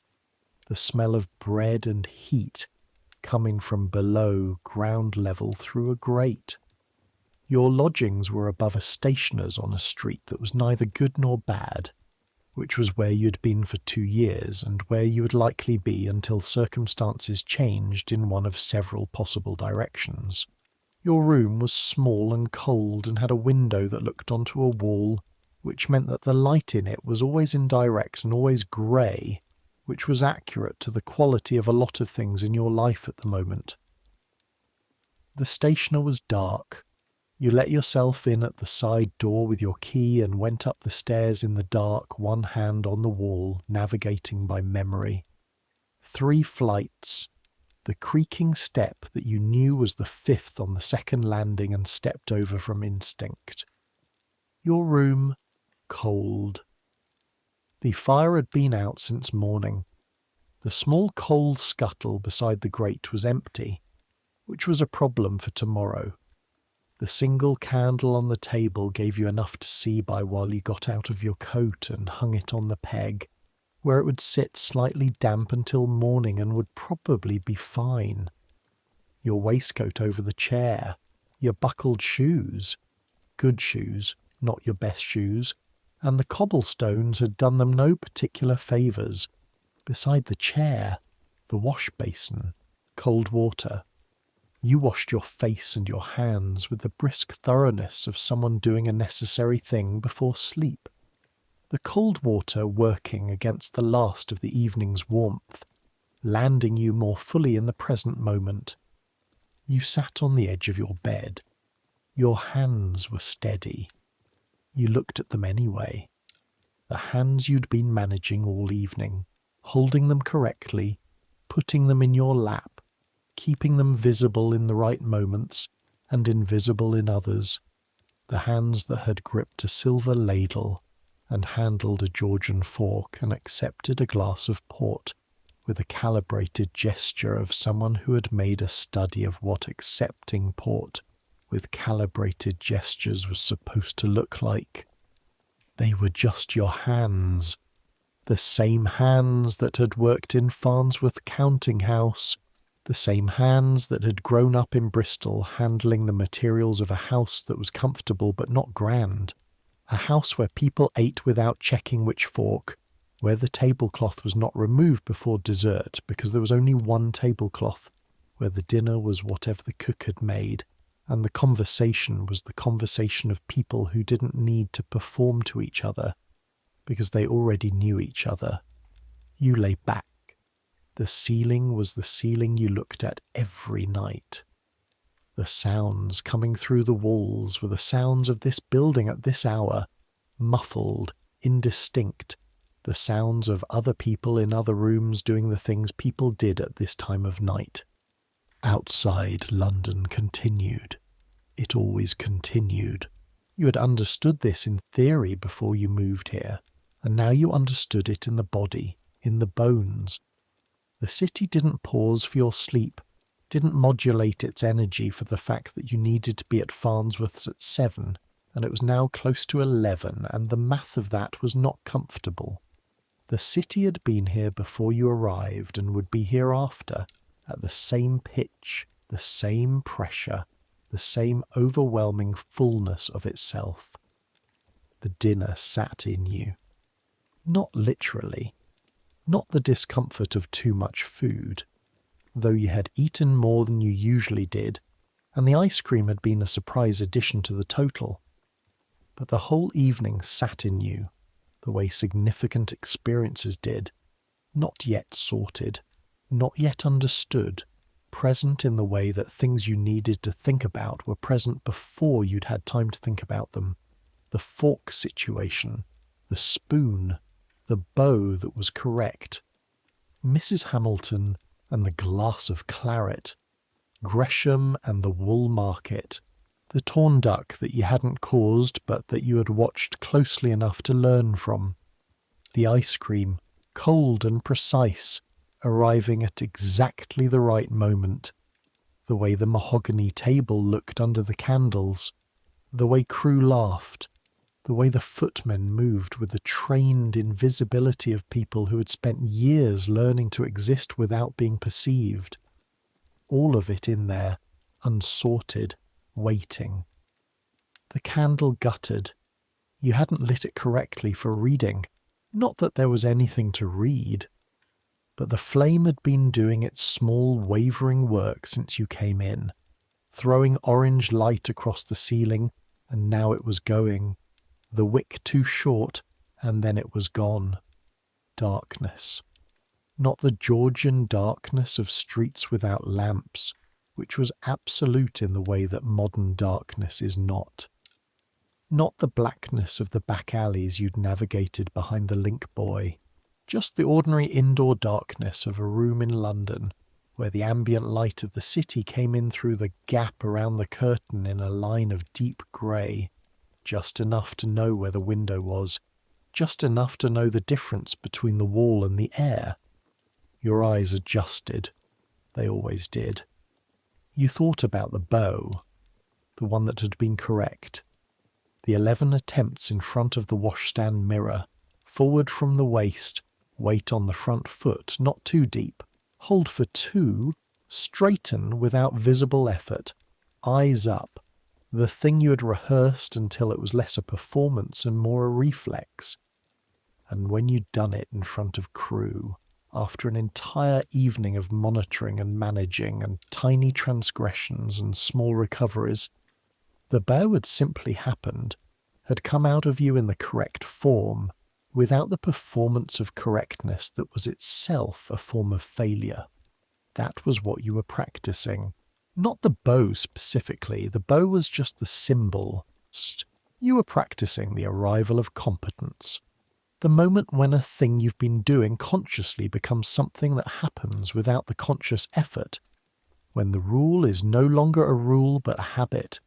When the fork is picked up correctly because that is simply how you pick up a fork. When the knowledge has moved from the part of the brain that monitors to the part that simply is. You were years from that. You knew this. The evening had demonstrated it cleanly. The gap between where you were and where the people around you at that table had been. Not just in wealth, not just in position, but in the kind of embodied knowledge that doesn't come from study but from accumulation, from having been in these rooms since childhood, from having had the rules administered by a parent or a household that treated them as the natural order of things.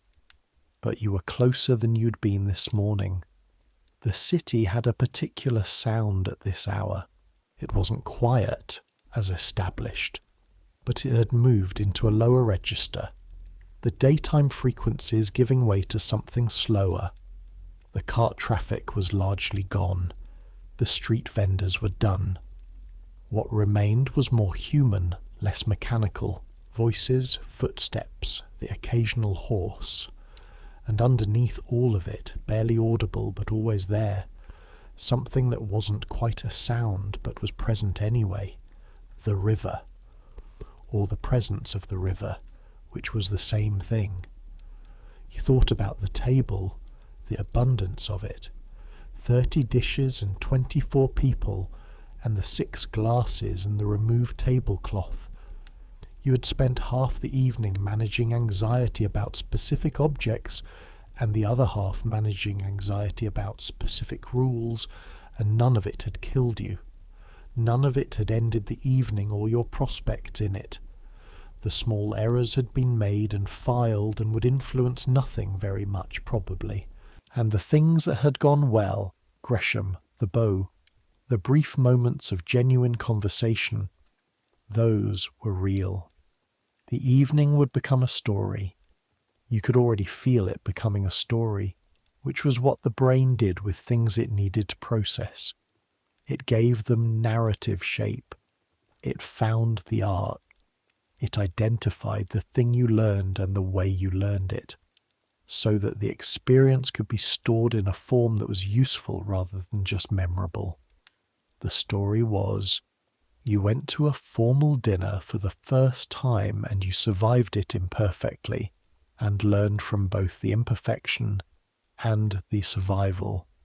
That was a good story. That was, in fact, the only story worth having. Your eyes were heavy. The warmth of the bed, such as it was, the blankets thin but adequate, the mattress better than it had been in your first lodgings, slightly better, the improvement representing 2 years of incremental financial improvement, was competing successfully with the cold of the room, which had been a competition going on for 2 years, and which the blankets were gradually winning by fractions. Tomorrow, Farnsworth, counting house, the routine that you knew now so completely it ran without you, the body moving through its tasks while the mind was somewhere else. But tonight, the dinner, still here, still sitting in you, the soup that had been too hot, the ladle, heavier than expected, the bow, the ice cream, the port going clockwise, the woman across from you in the drawing room, and the way she hadn't looked away from your hands, waiting for you to make exactly one wrong move, and the thing you'd thought, about 3/4 of the way through, when the first course was at its fullest and the wine had done its work and the conversation around you was good and warm, and you were part of it in whatever limited way you were part of it. I am here. This is a thing that is happening and I am in it. You were here. That was, it turned out, both more complicated and more simple than you had understood before tonight. The city outside your window kept its sound. Low, constant, the particular frequency of London at 11 at night in October, the city you had been inside for 2 years and were still, slowly, becoming part of. Not the city of the grand houses and the mahogany tables and the beeswax candles. Not yet, maybe not for a long time, but the city that contained all of that made room for all of that alongside the counting houses and the wool merchants and the lodgings above stationers' shops and the cold wash basins and the slightly damp coats. The same city, your city, or becoming it. The darkness was soft. The sounds were fading, or you were. Somewhere far away a church bell struck. You were too tired to count the strokes. 11, probably. Maybe 12. The bed held you in the way good beds held you at the end of long days. Not perfectly, not luxuriously, but enough. Enough warmth. Enough support. Enough. That was the word that followed you down into sleep. Enough. The ice cream had been extraordinary. The bow had been correct. The evening had been survived, and more than survived, had been, in its way, a beginning. You had been in a room you had never been in before, and you'd conducted yourself in a way that was mostly but not entirely right, and had made a note of the exceptions and would correct them next time, because there would be a next time, because that was how this worked, because the city was not something that happened to you once and was finished. The sounds quieted. The darkness was complete and warm.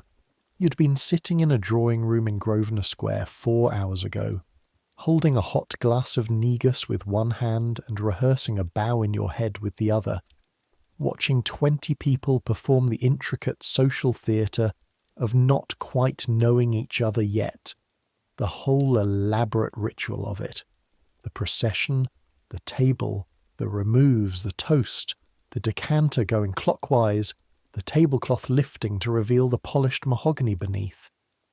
And now you were here, in your cold small room, and both of those things were true simultaneously, the grandiosity and the smallness of it, the formal dinner and the thin blankets, the beeswax and the tallow, the 6 glasses and the 1 guttered candle. Both true, both yours. The church bell in the distance, its sound travelling across the rooftops and through the gap around your curtain, marking the hour. You didn't hear it count. You were already asleep, and the city kept going without you, the way it always did, the way it had for centuries, the way it would for centuries more, long after the Georgian dinner rules had been forgotten, and the silver service had been melted down, and the houses on Grosvenor Square had become offices or embassies or hotels, long after the mahogany table and the raised pie and the ice cream in October were things that only historians knew about, and only in the way that historians knew things, from the outside, from the documents, from the accounts. But tonight it was all present. Tonight was the inside of it, and you were here. But the story of that evening, of any evening at a Georgian table, is not fully told until you understand what the rules actually were. Not the rules you learned by failing them, not the rules Mrs. Pendleton whispered about the soup. The whole system of them laid out in their complete and extraordinary logic. Because the Georgian dinner table was not merely a place to eat, it was a machine for producing and demonstrating social order, for communicating hierarchy and relationship and aspiration and failure, for doing, in the disguise of hospitality, everything that the official apparatus of class could not do as efficiently or as pleasantly. You would come to understand this over the course of not one dinner but 50, not one evening in Grosvenor Square, but a succession of evenings across different houses, different neighbourhoods, different registers of wealth and pretension, as Farnsworth's confidence in you grew, and the invitations expanded, and you went from being the young man at the foot of the table to being gradually the young man somewhere in the middle. What you learned over those 50 dinners was this: the rules of Georgian dining were not arbitrary.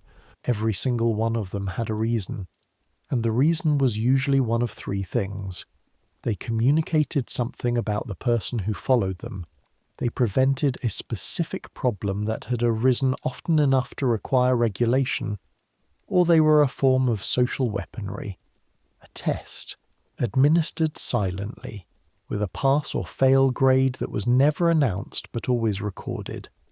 Take the fork. By the 1790s, the dinner fork at a formal table was not new.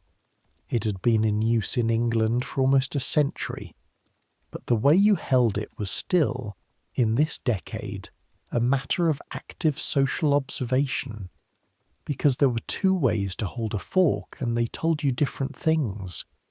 You could hold it in the right hand, the tines pointing down, which was older, more English, the hold of people who had grown up eating with a fork before the French refinements arrived.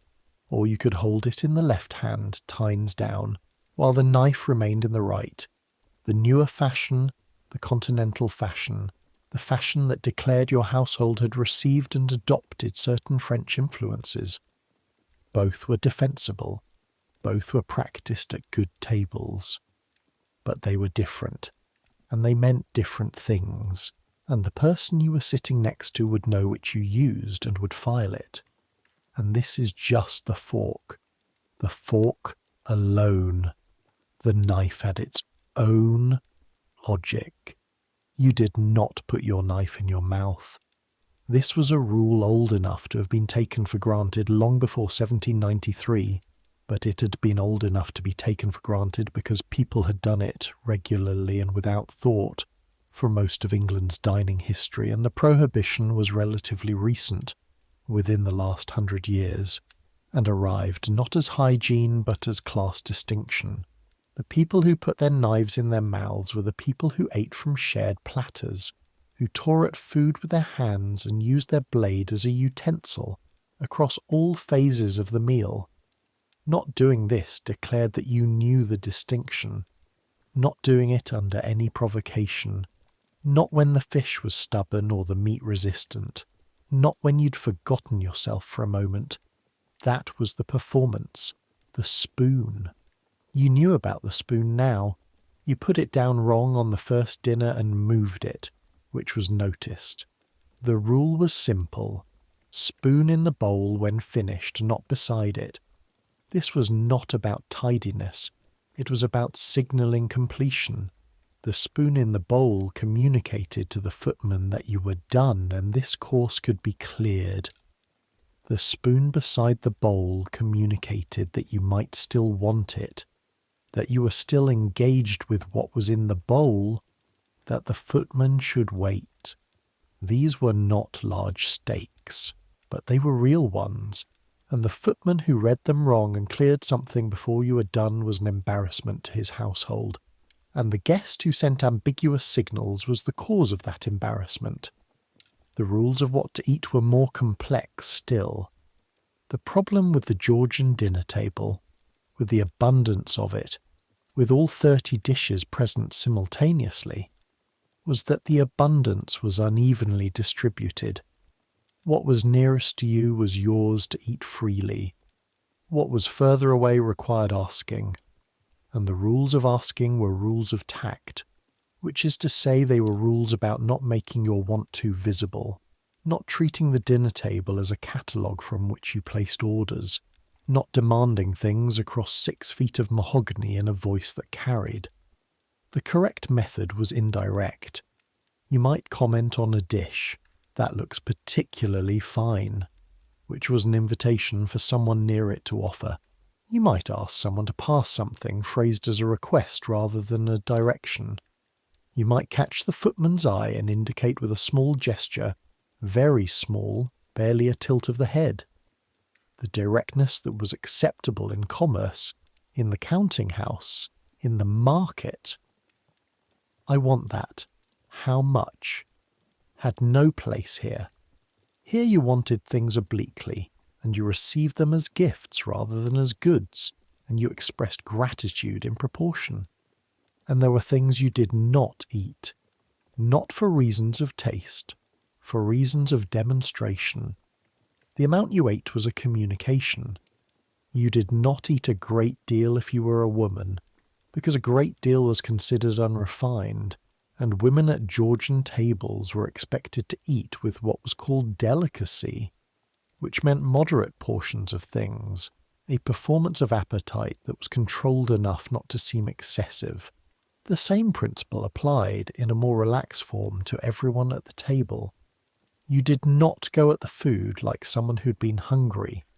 You approached it with the ease of someone for whom abundance was normal, who was interested in this specific food for its quality rather than driven by need.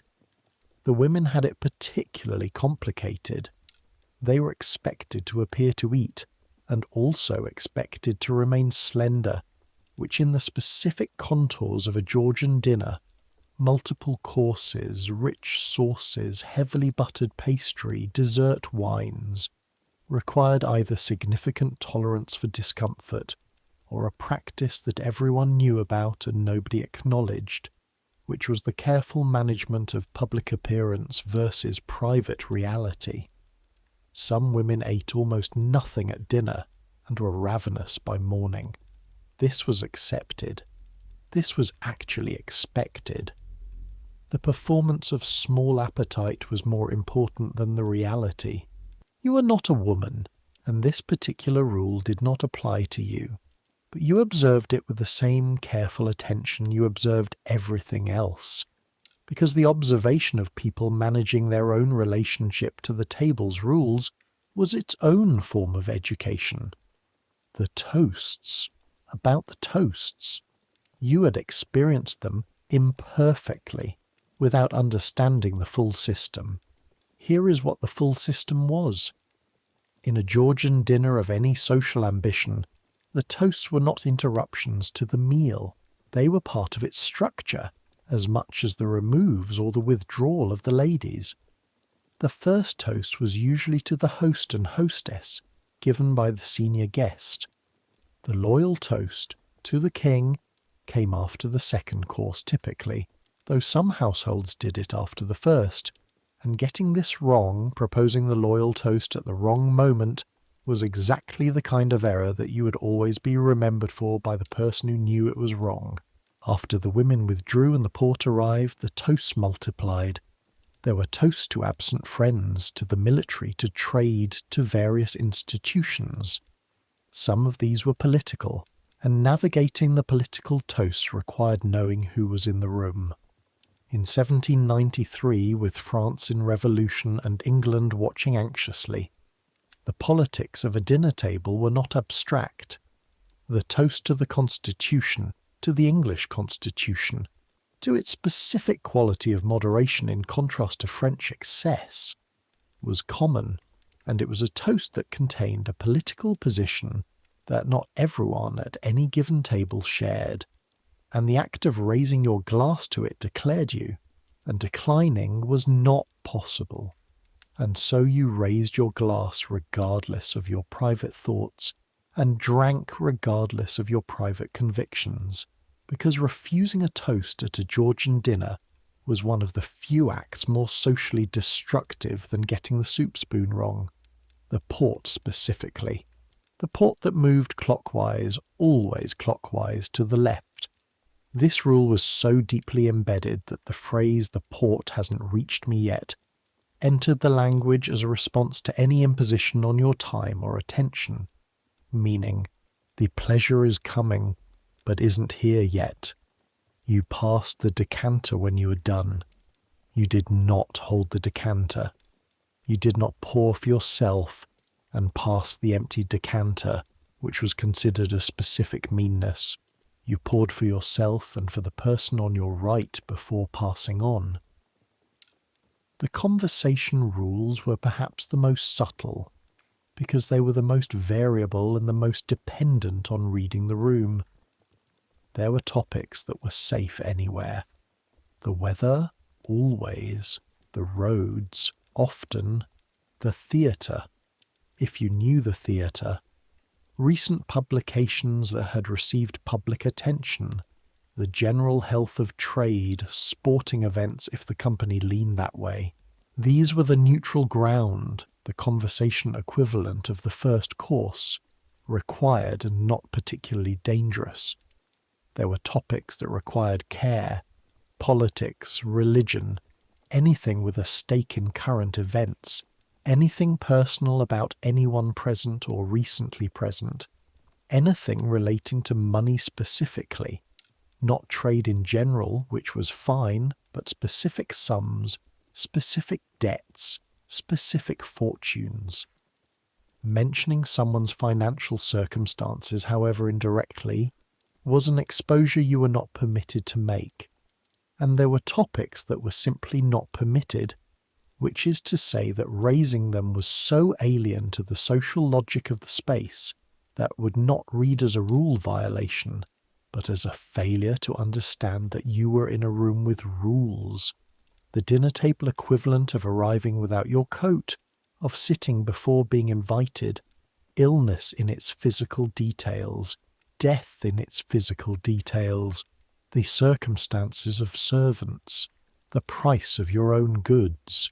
You had, in your early months at Farnsworth's table, a lower register than Crewe's but with its own protocols, made the error of mentioning a specific price, the price of a wool consignment, in fact, which you had been proud of negotiating, and you'd said the sum, and the table had continued without visible disruption. But Farnsworth had spoken to you afterward with the precise gentleness of a man correcting an error he found minor enough not to be angry about. "We don't name prices at table, Whitmore, not our own, not anyone else's." You had not done it again. There was one evening, this was perhaps 8 months after the Crewe dinner, a different house, a smaller gathering, a dinner that had seemed entirely safe until it wasn't, that crystallized everything. You'd been placed in the slightly different seating logic of this smaller house, toward the middle of the table rather than the foot. This was a promotion of sorts, a recognition from the host that you'd been at enough tables to sit somewhere less peripheral, and it carried with it a corresponding increase in exposure. At the foot you could be invisible when you chose. In the middle, invisibility was not an option. The host's name was Sir William Farrow, a baronet of recent creation. His father had made the money in shipping, and the barony was the purchase of it, with a house in Bloomsbury that was smaller than Crewe's, but decorated with more ambition, as if the size of the art on the walls could compensate for the size of the house. Sir William was pleasant and knew it and used it skillfully. The guest who would become the centre of the evening arrived just before the procession into dinner, which was already a miscalculation. Not disastrously late. Just a few minutes past the point where being late was still excusable. Past the point where you could say weather or roads and be believed. He arrived with the slightly heightened colour of someone who had been hurrying, and the forced ease of someone who was going to pretend he hadn't been. His name was, you would learn it later, Mr. Everett Driscoll, a city man of no great position, invited for reasons that didn't become entirely clear until later in the evening. Driscoll sat near the middle of the table on the opposite side from you, which gave you a clear view of him throughout the dinner, which meant you watched everything that followed in detail. He was not, when the first course began, obviously different from anyone else at the table. He ate the soup correctly. He took his wine. He contributed to the conversation in small and appropriate ways. He was, if you had to put a word on it, effortful. There was a quality of effort to his performance that the most at-ease people at the table didn't have, but effort at a Georgian dinner was not unusual. You were effortful too. Most people were on most evenings. The problem arrived with the second course and a dish of dressed lobster. The dressed lobster was placed near Driscoll, which made it his responsibility to serve his neighbours from it if they expressed interest. This was the understood protocol. Dishes near you were dishes you were the de facto host of. The person to whom requests were directed. The person who managed the serving of that dish while the footman attended to other things. A woman on Driscoll's left, the wife of someone, you hadn't caught the connection, indicated her interest in the lobster. Not directly. She looked at it. She said, "How lovely," in the specific way that's a signal rather than a comment. She was doing everything correctly. Driscoll did not serve her. Not immediately, which would have been fine. There were moments of slight delay in these situations when someone was completing a sentence or occupied with their own plate. Not with a brief delay followed by serving, which was normal. He simply continued what he was doing, which was eating, and did not acknowledge the signal. The woman waited. The wait became long enough to be a fact in the room. Not long enough for everyone to notice, but long enough for the people immediately adjacent to notice, which was enough. She looked at Driscoll again, more directly this time. He looked up from his plate, saw her. Understood in that moment that he had missed something. Understood this in the specific way that social failures revealed themselves, as a cold clarity, slightly delayed. "Oh," he said, "of course." And he served her the lobster. Too much. The portion he gave her was too large, cut in the wrong order, served from the wrong end of the dish. These were technical errors, each small individually, collectively a demonstration that he was uncertain about the lobster, uncertain about the dish, uncertain about this particular role. She thanked him. The conversation around them covered it, as conversations always did. But the woman on Driscoll's right had seen, and the man across from him had seen, and you had seen from across the table, and you stored it without knowing quite why you were storing it. Because at this point in your education, the storing had become automatic, had become the way you moved through rooms like this one. The evening continued, and with it the small erosion of Driscoll's position. It happened in increments, each one barely noticeable in isolation, a pattern only visible if you were watching closely enough. He reached once for a dish that was just beyond comfortable reach, and the reach was graceless, not a disaster but visible.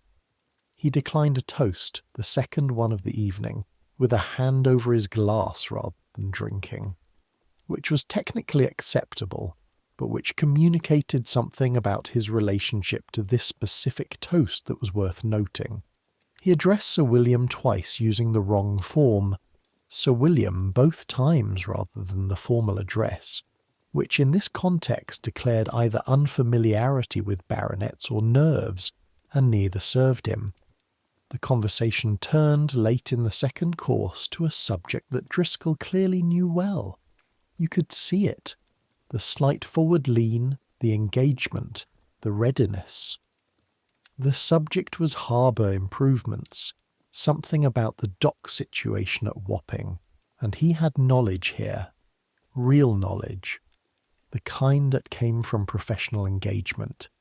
He waited for a gap and he spoke into it, and what he said was accurate and detailed and demonstrated competence. And it was too long. Not enormously too long, not a speech, but a contribution that went 3 or 4 sentences past where it should have ended, past the point where it was information and into the point where it was display. And in that transition it became something the room could receive only one way, as someone who was not entirely certain they belonged here, overcompensating with the currency of knowledge, spending too much because they were not confident the credit was established. You recognized it because you had done it, in smaller form, in earlier rooms. The conversation folded around his contribution and moved on, and included nothing from it, which was the social mechanism for indicating that a contribution had been received and noted and not taken up, which was a specific kind of dismissal. Driscoll ate the rest of the second course in a silence that was not comfortable. He rallied, somewhat, during the dessert, ate the ice cream with visible pleasure, which was a safe note to land on, universal in its acceptability, and he did not commit any further errors of substance. But by the time the ladies withdrew, the position he occupied in the room's social register had shifted, not destroyed. not anything that would prevent him from being invited again if circumstances warranted, but lowered in the way that things lowered at these tables, quietly, incrementally, without announcement, through the accumulated weight of small miscalculations. After the women withdrew, you found yourself beside him in the men's session, the port circulating. He poured for himself, passed the decanter without filling the glass of the man on his right, who noticed and said nothing. Driscoll looked at his port and then at you. "Good evening," he said. "Yes," you said. "Interesting evening." He drank. "You work for Farnsworth?" "I do," he nodded. There was a silence that was not unpleasant. You were both men who'd been managing a long evening, and were perhaps ready to not manage it for a moment. "This sort of thing," he said eventually, "you ever get used to it?" You thought about the bow in front of the washstand, the 11 attempts, the soup spoon, the months of accumulated evenings, each one adding something to the vocabulary, each one refining the performance towards something that might eventually become simply how you were. "I think it becomes less like effort and more like habit," you said. "Eventually." He made the sound of someone who found this less reassuring than intended. "The lobster," he said. You said nothing. "I know," he said. "I knew in the moment, knew I'd missed it. Just a second too late to catch." This was accurate and honest, and the sort of thing you said to someone when the evening was almost over and there was nothing to protect anymore. "It happens," you said. "It did. It happened to everyone. It happened to you. It happened to Mrs. Hamilton at 18 with her glass of claret over someone's expensive dress." The question was what happened after, whether you stored the information and corrected for it, or whether you made the same error in a different register indefinitely, which was the difference between learning the room and never quite fitting it. Driscoll seemed like a man who would store it. The evening ended as evenings ended, the gradual dissolution of the formal structure. The good nights calibrated to each relationship. The carriages called for at the right intervals. The servants' last performances of invisibility as they cleared and folded and put the dining room back to its neutral state, ready for the next time. You walked home again. It was your habit by now. This was a different evening than Crewe's, a different season, winter coming rather than autumn, the air sharp and clear and carrying the smell of coal smoke from the chimney pots of Bloomsbury. Your coat was better than the one you'd worn to Grosvenor Square. New, actually, purchased with 6 months of savings and a deliberate decision about investment, because your coat was a communication, and you had spent enough evenings understanding the vocabulary to know what your old coat had been saying. The streets were familiar in the way that streets became familiar after 2.5 years. You navigated them without thought, without checking, the map of the city embedded in you at a level below the conscious, below the deliberate, just there, the way the city entered you eventually, whether you intended it or not. You thought about Driscoll. You thought about the difference between his evening and yours. Not in outcome. He had survived. You had survived. The categories of survival at these dinners were broad and forgiving, but in texture, the way his effort was visible, the way yours these days was becoming less visible, not because the effort was less. It was the same effort, the same constant monitoring, the same calculation running underneath everything, but because 2 years of practice had made the effort more efficient, less waste. Less of the energy going into the performance of ease and more of it actually producing it. This was not mastery. Mastery was what Mrs. Crewe had, what Crewe had, what the men who had grown up at these tables had. the complete naturalness of people for whom the rules were not rules but the shape of the world. You were nowhere near that. You might never be there, not entirely, because you had not started from the right place, and the gap between where you'd started and where you were going was not fully closable, not in one life, not in this world. But it was closable in the ways that mattered. Gresham had said you could be useful to Farnsworth. Farnsworth had been sending you to more dinners, better dinners, the category of invitation shifting slowly upward as he decided you were ready for each new level. Mrs. Hamilton had talked to you like a person, after an evening in which you had first been a stranger, and then, briefly, something more like a contemporary. Even Crewe, at the end of that first evening, had looked at you with the specific directness of a man taking note of something worth noting. These things accumulated. The city was a machine for accumulation. You had understood this in commercial terms from your first week at Farnsworth's. The way capital built capital, the way reputation built reputation, the way each successful transaction added to the credit that made the next one easier. You were learning that social capital worked by the same logic, that the Georgian dinner table was one of the primary mechanisms for its exchange, that every evening you spent at one of these tables was both an investment and a return on previous investment, that you were, in the most literal and least metaphorical sense, building something. What you were building was yourself, not a different self, not a performance, not a disguise, just a more complete version of what you already were, with the rough parts made smoother, the gaps filled in, the vocabulary expanded to include rooms and situations and registers that had previously been outside your range. Bristol was not gone from you. You could still hear it, sometimes, in your own speech in moments of inattention, the specific vowels and rhythms of where you'd grown up surfacing through the London overlay. You had stopped fighting this, mostly. It was part of you. And the honesty of it, the fact that you had come from somewhere specific and carried that somewhere with you, was not always a disadvantage. Sometimes, in the right room, with the right person, it was the most interesting thing about you. Gresham had responded to it. Mrs. Hamilton had been amused by it. Even Crewe, who had asked Farnsworth where you were from and had received the answer with something that was not quite surprise. The city was full of people who had come from somewhere. That was what the city was.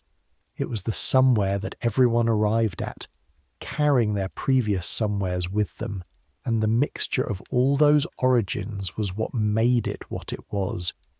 Dense and loud and inventive and occasionally brutal and always, always hungry for the next thing.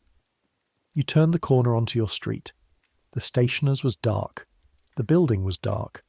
A candle in one window up on the second floor, which was Mrs. Farrow the housekeeper reading late, which she always did.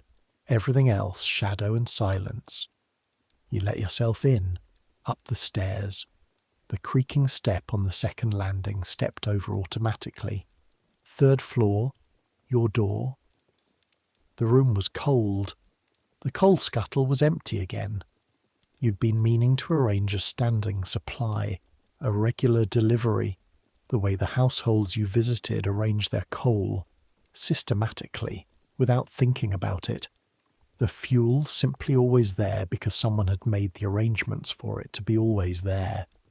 You had not yet made those arrangements, which told you something about the gap between knowing how things worked and having the habits in place to make them work for you. Tomorrow. The coal tomorrow. You undressed without lighting a candle. You knew this room well enough. The peg for the coat, the chair for the waistcoat, the shoes beside the chair, the wash basin, the cold water, the quick wash that was all you had energy for, and then the bed and the blankets, and the particular weight of the wool over you that was not luxury but was, in the way that adequate things were adequate, enough. The ceiling above you, the same ceiling. The winter sounds of London were different from the autumn ones, colder, more contracted, the city seeming to pull slightly inward against the cold, the way people pulled their collars up.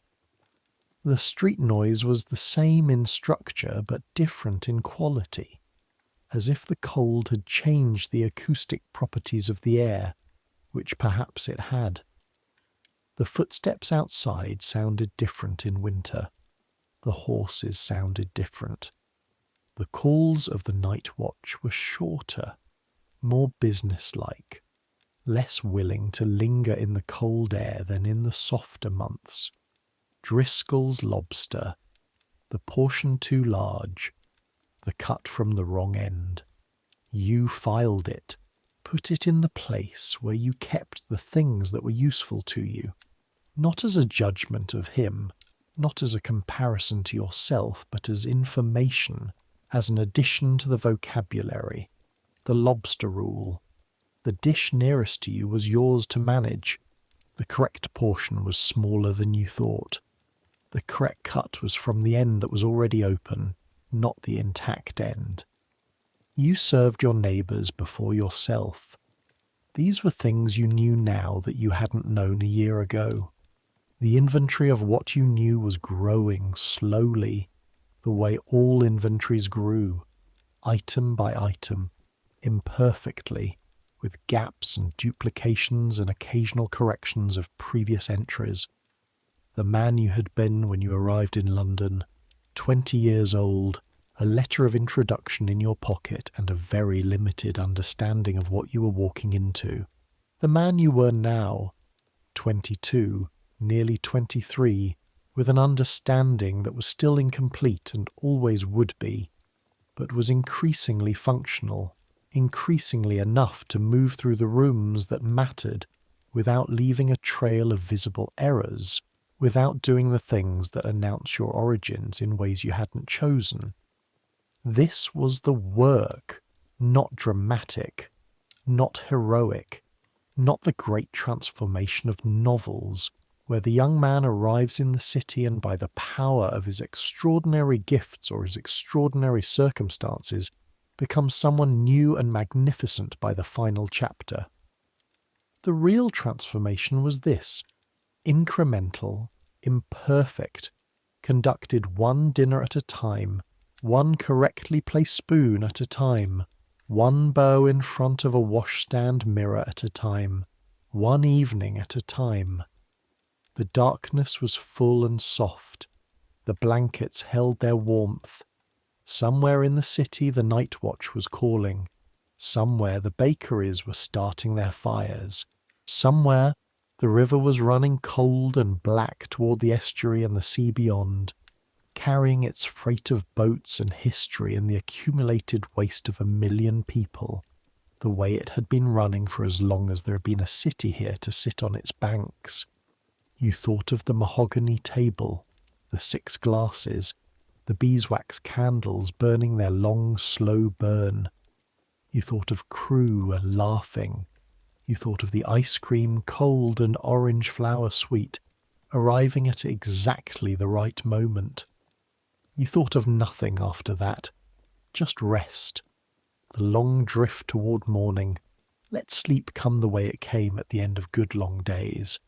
Not all at once, but in increments, the edges of the room softening, the sounds of the city retreating to their background position, the specific concerns of a particular evening becoming general and then becoming irrelevant and then becoming nothing, just the warmth and the dark and the quiet breath of a city that would still be here in the morning, still demanding, still instructing, still enormous and impossible and yours, the fork, the spoon, the bow, the table with its 30 dishes, the second cloth under the first. Let it all go. You've been here long enough now. You know where the creaking step is. You know which end of the lobster to cut from. You know the bow. Rest now. let it all go quiet. The city breathes outside your window. The darkness is warm and complete. But before it takes you entirely, there is the winter dinner to remember. The one in January, the worst month, when London compresses itself against the cold and the fog comes off the river in the morning so thick that the street outside your window disappears by 7 and doesn't come back until nearly 10. The dinner at Mr. and Mrs. Colthurst's house in Holborn, which was a smaller house than Crewe's, but a warmer one in the specific sense of warmth that is about the people rather than the fires. The Colthursts had been Farnsworth's clients for years. Mrs. Colthurst was a woman of perhaps 45 with the specific social intelligence of someone who had been running good dinners for 20 years on a budget that required careful management, and who had, through this practice, become better at the thing than people with twice her resources. Her table seated 12. The china was not silver. Pewter, and good pewter, polished to an honest gleam that didn't pretend to be something it wasn't. The cloth was crisp and well ironed.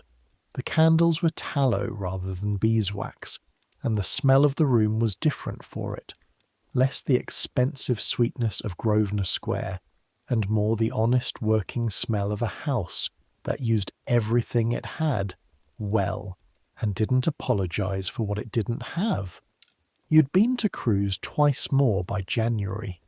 You'd been to 3 other houses in between. You were, in the specific vocabulary of these things, beginning to be someone who went to dinners rather than someone who had been to a dinner. The Colthurst table was different from Crewe's, not in kind but in degree. The Georgian dinner rules were the same whether you were at an alderman's table in Grosvenor Square or a merchant's table in Holborn. The same forks, the same procession, the same toasts, the same clockwise port. The rules didn't scale with the expense. They were the rules. What scaled was the quality of the ingredients and the ambition of the presentation and the number of footmen, but not the underlying structure.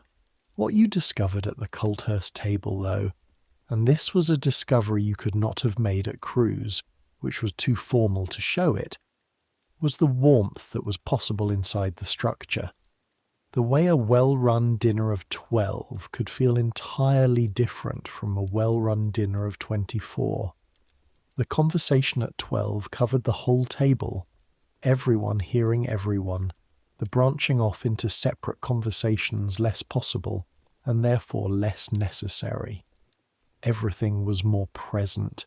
Mrs. Colthurst seated you beside her nephew, a young man your own age who was studying medicine at Bart's Hospital, and between you there developed, over the course of the first course, a conversation about anatomy that was not strictly appropriate for a dinner table, and that you were both enjoying precisely because of that.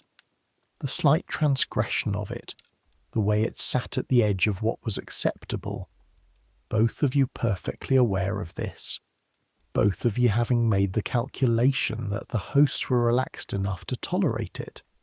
You talked about bodies, the medical fact of them, what was known and what wasn't, the state of surgery in 1794, which was developing rapidly in ways that were making people who'd been trained a decade earlier look suddenly limited. He told you about a lecture he'd attended at the hospital, a demonstration of a procedure on a recently deceased individual, the technical details of which would have been entirely appropriate in a medical school and were arguably not appropriate here, and you listened with complete fascination and said nothing that would have required him to stop. Mrs. Colthurst, at the far end of the table, caught your eye once. Her expression was amused rather than disapproving.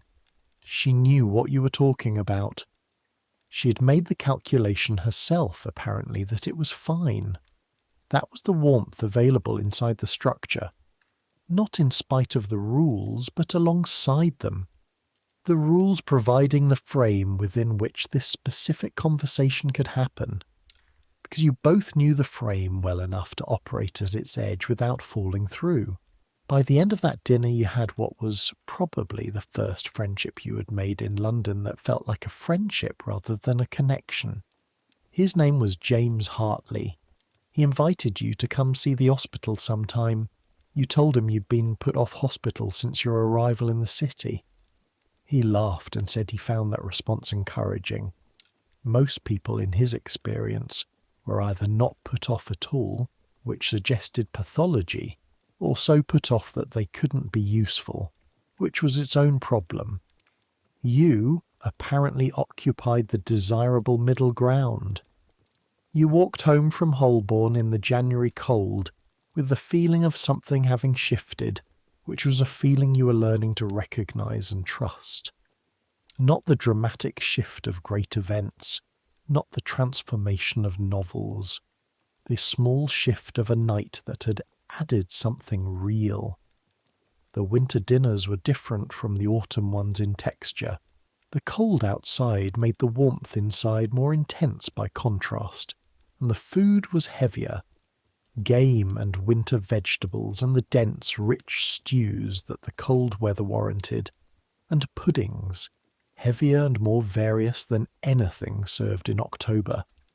The dessert wines were darker. The fires were bigger.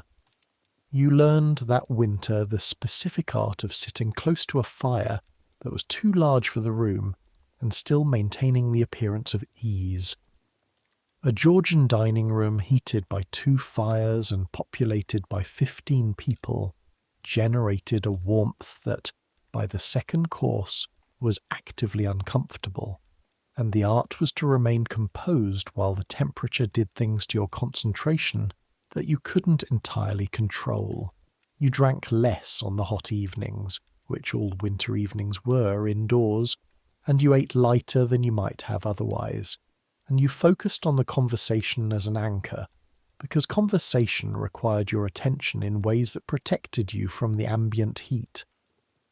You learned that winter the specific weight of long winter evenings, when dinners that might end at 10 in October stretch past 11, past midnight, the company unwilling to face the cold outside, the port flowing and the conversation deepening, and the formality softening further and further, until what remained was something almost resembling how people actually were with each other when they had decided the performance was over for the night.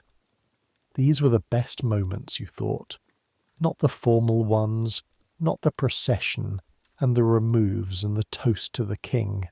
The moments when the structure had done its work and you were just people in a room, warm, fed, slightly muzzy with wine and firelight, talking about things that mattered or didn't matter, and not particularly caring which. Farnsworth took you to a dinner in March that was significant in a way you didn't fully understand until afterward. Significant not for anything that happened specifically, not for an error or a triumph, but for a conversation with Farnsworth on the way home. He had hired a hackney for the return journey, which he rarely did, and in the close dark of the carriage he said without preamble, "Crewe's offered you a position." You stared at him in the dark. "Not now," he said. 2 years from now, when you've finished here. He saw you at the December dinner, asked me about you. I told him what I thought. What Farnsworth had told him about you was not specified, and you did not ask. What you understood was the arc of it. The bow in October 1793, and the ice cream, and the spoon you had moved, and the 2 years of incremental accumulation since, and whatever it had added up to in Crewe's assessment. 2 years from now, a position with Crewe, which meant a position in a different register entirely, in a house that did dinners like Crewe's did dinners, in the company of the people who ran this city's commercial life. "Thank you," you said. Farnsworth made the sound of a man who had done a thing he considered ordinary. "You've earned it. Don't waste it." The hackney clattered through the March streets. You sat in the dark and felt the 2 years behind you, and the 2 years ahead of you, and the weight of what had been learned and what remained to be learned, and the specific quality of the city outside the window, which was the same city you had arrived in, and was not the same city at all. By spring, the evening air was gentler. The cold had relaxed, and the street smelled less of coal and more of something green and possible. The gardens in the squares, the trees in the churchyards, the particular freshness that came to London for a few weeks in April, before the summer heat arrived and made different demands. Hartley had taken you to Bart's. You had stood in the demonstration theatre, a steeply raked room, circular, the smell of it exact and unmistakable, the kind of smell you didn't forget, and watched a demonstration of a procedure with the same quality of attention you brought to everything, storing the details in the place where useful things were stored, not knowing yet what use they would be. The summer brought heat and the particular social slowdown of the London season's end, the fashionable families departing to their country houses, the city settling into a different rhythm, the dinner invitations thinning out, and the ones that remained being different in character, less formal, smaller, the kind of dinners that happened when people couldn't afford to stop working even in August. You stayed in London. Farnsworth stayed in London. Crewe, you'd been told, went to a house in Kent but returned in September. The gap between the seasons was not empty. You worked, you attended the occasional smaller dinner, you had supper with Hartley several times in the warm evenings, the two of you eating at a tavern near the hospital and talking until late, the conversation covering medicine and wool and French politics and Georgian dinner rules, and the city and what it was doing to both of you, which was the same thing it did to everyone who spent long enough inside it, shaping them, teaching them, grinding them down in some places and polishing them in others, until what emerged was something that had the city in it permanently, ineradicably, the way dye had colour in it. And then it was autumn again, October again, and a year since Crewe's, and the quality of the light returning to what it had been that evening, low and grey and pressing, the cold arriving from the north with its specific opinions. You stood in front of the small glass above your wash basin. You still had the wash basin. The coal scuttle was now on a standing arrangement delivered every Tuesday. The coat on the peg was better than the coat that had been damp at the shoulders on the walk to Grosvenor Square. The shoes beside the chair were better.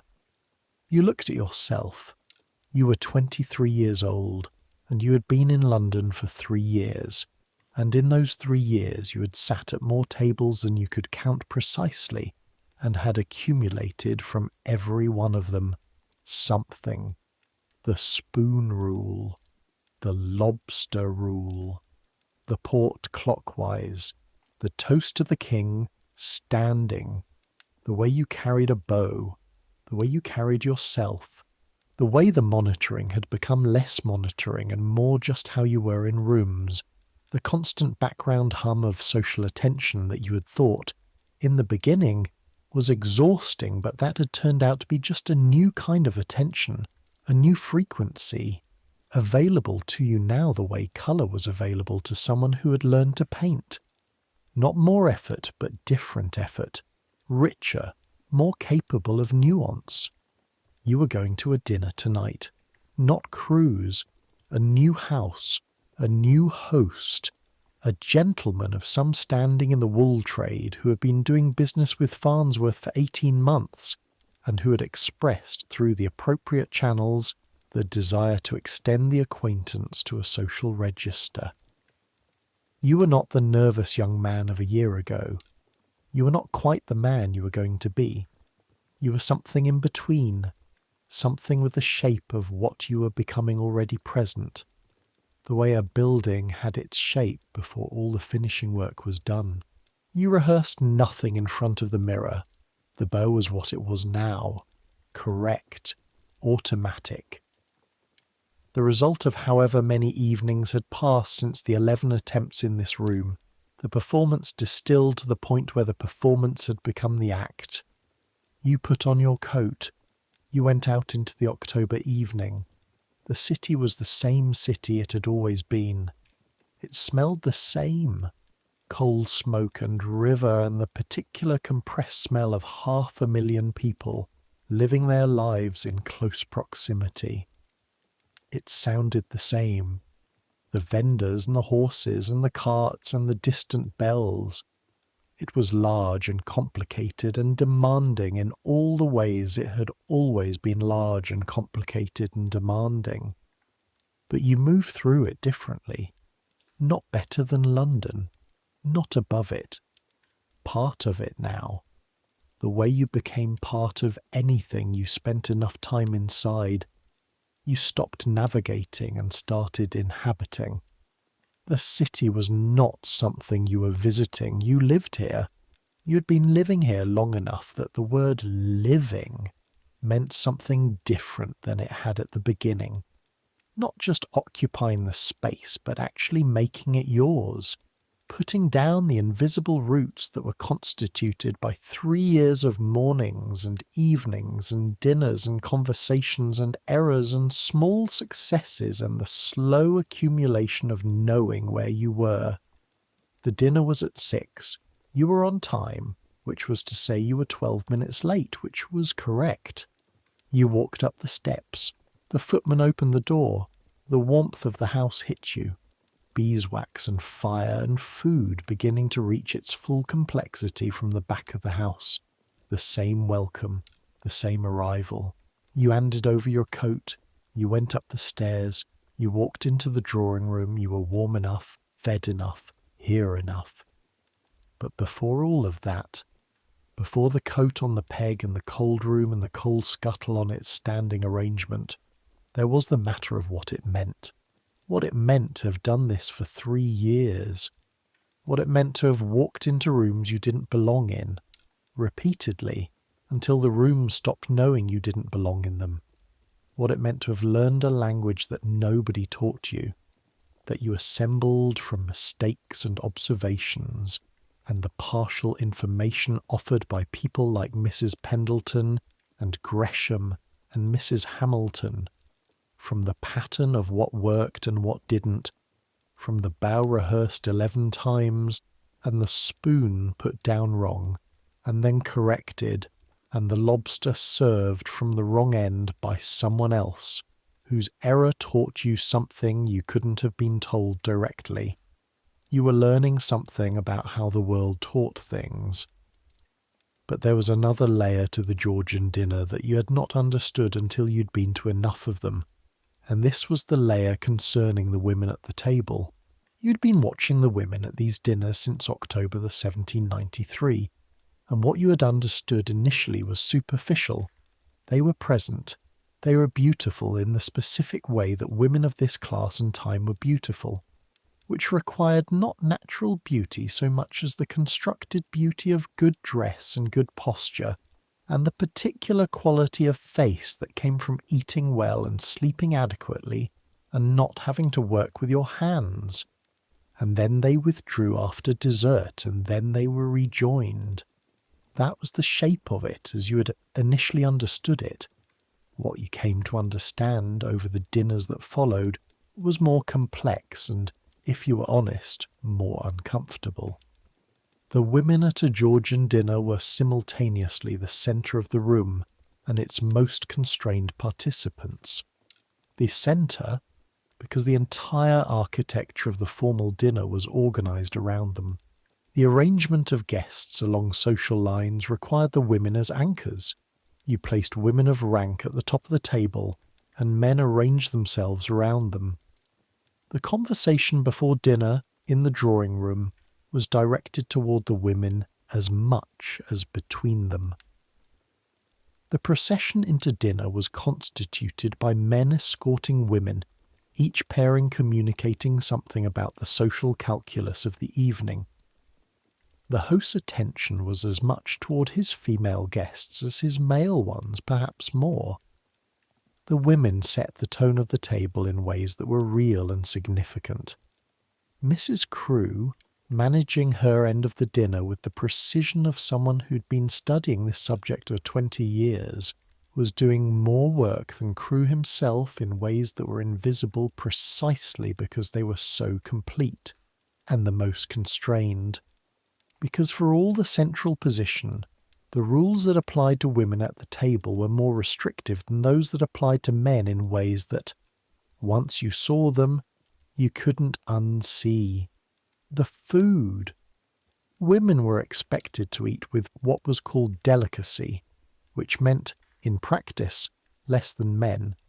Not a little less, significantly less. A woman who ate with evident appetite was demonstrating something about herself that was not, in the vocabulary of this world, a positive thing. The refined palate was one thing, the refined appetite was another, and the refined appetite was the one on display, which meant that women at these tables were performing, not eating with the same thoroughness that men were performing eating correctly.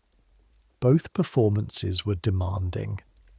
Only one of them produced visible pleasure as a byproduct.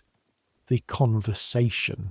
Women could speak freely on the appropriate subjects: household, family, social observation, literature in the lighter registers, the arts, and were expected to speak well and engagingly on these.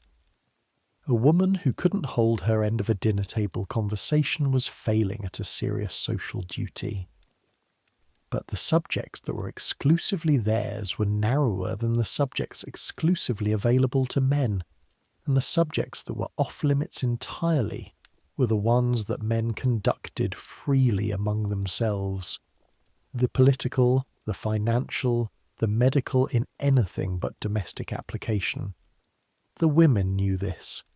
They navigated it with the ease of people who had grown up inside a constraint and had learned to move within it in ways that were not obviously constrained, speaking toward and around the restricted subjects, contributing to conversations in oblique ways that influenced their direction, without claiming authority in the areas where authority was not permitted. You had watched Mrs. Colthurst do this in January at her own table. The conversation had moved toward a question of shipping insurance and the French War, and she had said something about a letter she'd received from a friend in Bristol. Purely personal, purely anecdotal. That contained exactly the piece of commercial information that redirected the conversation in a more useful direction. And she had said it with the specific timing and register of someone who had not, technically, made a claim about shipping insurance, and yet the claim had been made and received and acted upon. This was the female performance at the Georgian table, to be present, fully and intelligently present, inside a framework that formally excluded you from the most substantive conversations, and to participate in those conversations anyway through the available lateral means, and to do all of this without appearing to be doing it, because appearing to be doing it was itself a social failure. You found this, over time, not just interesting but instructive. The particular skill of participating from a constrained position, contributing without claiming authority you hadn't been given, influencing without directing, being present without being visible. This was a skill you recognized. It was a version of the skill you were practicing yourself, as the young man at the foot of the table, as the junior person in the room, as someone who was in the space without fully belonging to it yet. The women had been practicing this their whole lives. Mrs. Hamilton had seen you doing it that first evening and had talked to you at the end of it as someone who recognized the work. She hadn't said this explicitly. She hadn't needed to. By spring, you understood it well enough to appreciate the specific difficulty of her position and the positions of every woman you had sat across from at these tables, not the difficulty of being excluded. You knew the shape of that from your own experience. The difficulty of being excluded in a room that required you to be present, fully and brilliantly present, at the same time. The exclusion and the expectation operating simultaneously, producing a performance that was more demanding than either on its own, requiring more skill and more control and more sustained intelligence than anything the men at the table were required to produce. The Georgia women were, in the specific context of the dinner table, doing harder work than the men. You did not say this to anyone. Not because it wasn't true. It was obviously true. Anyone paying attention could see it. But because saying it would have required a vocabulary and a context that didn't exist at these tables, not in 1794, not in rooms where the arrangement was the arrangement because that was how arrangements were, and the people inside it had organised themselves around it, and the women who were most skilled at it were the most celebrated for their skill rather than for the inequity of the conditions under which the skill was performed.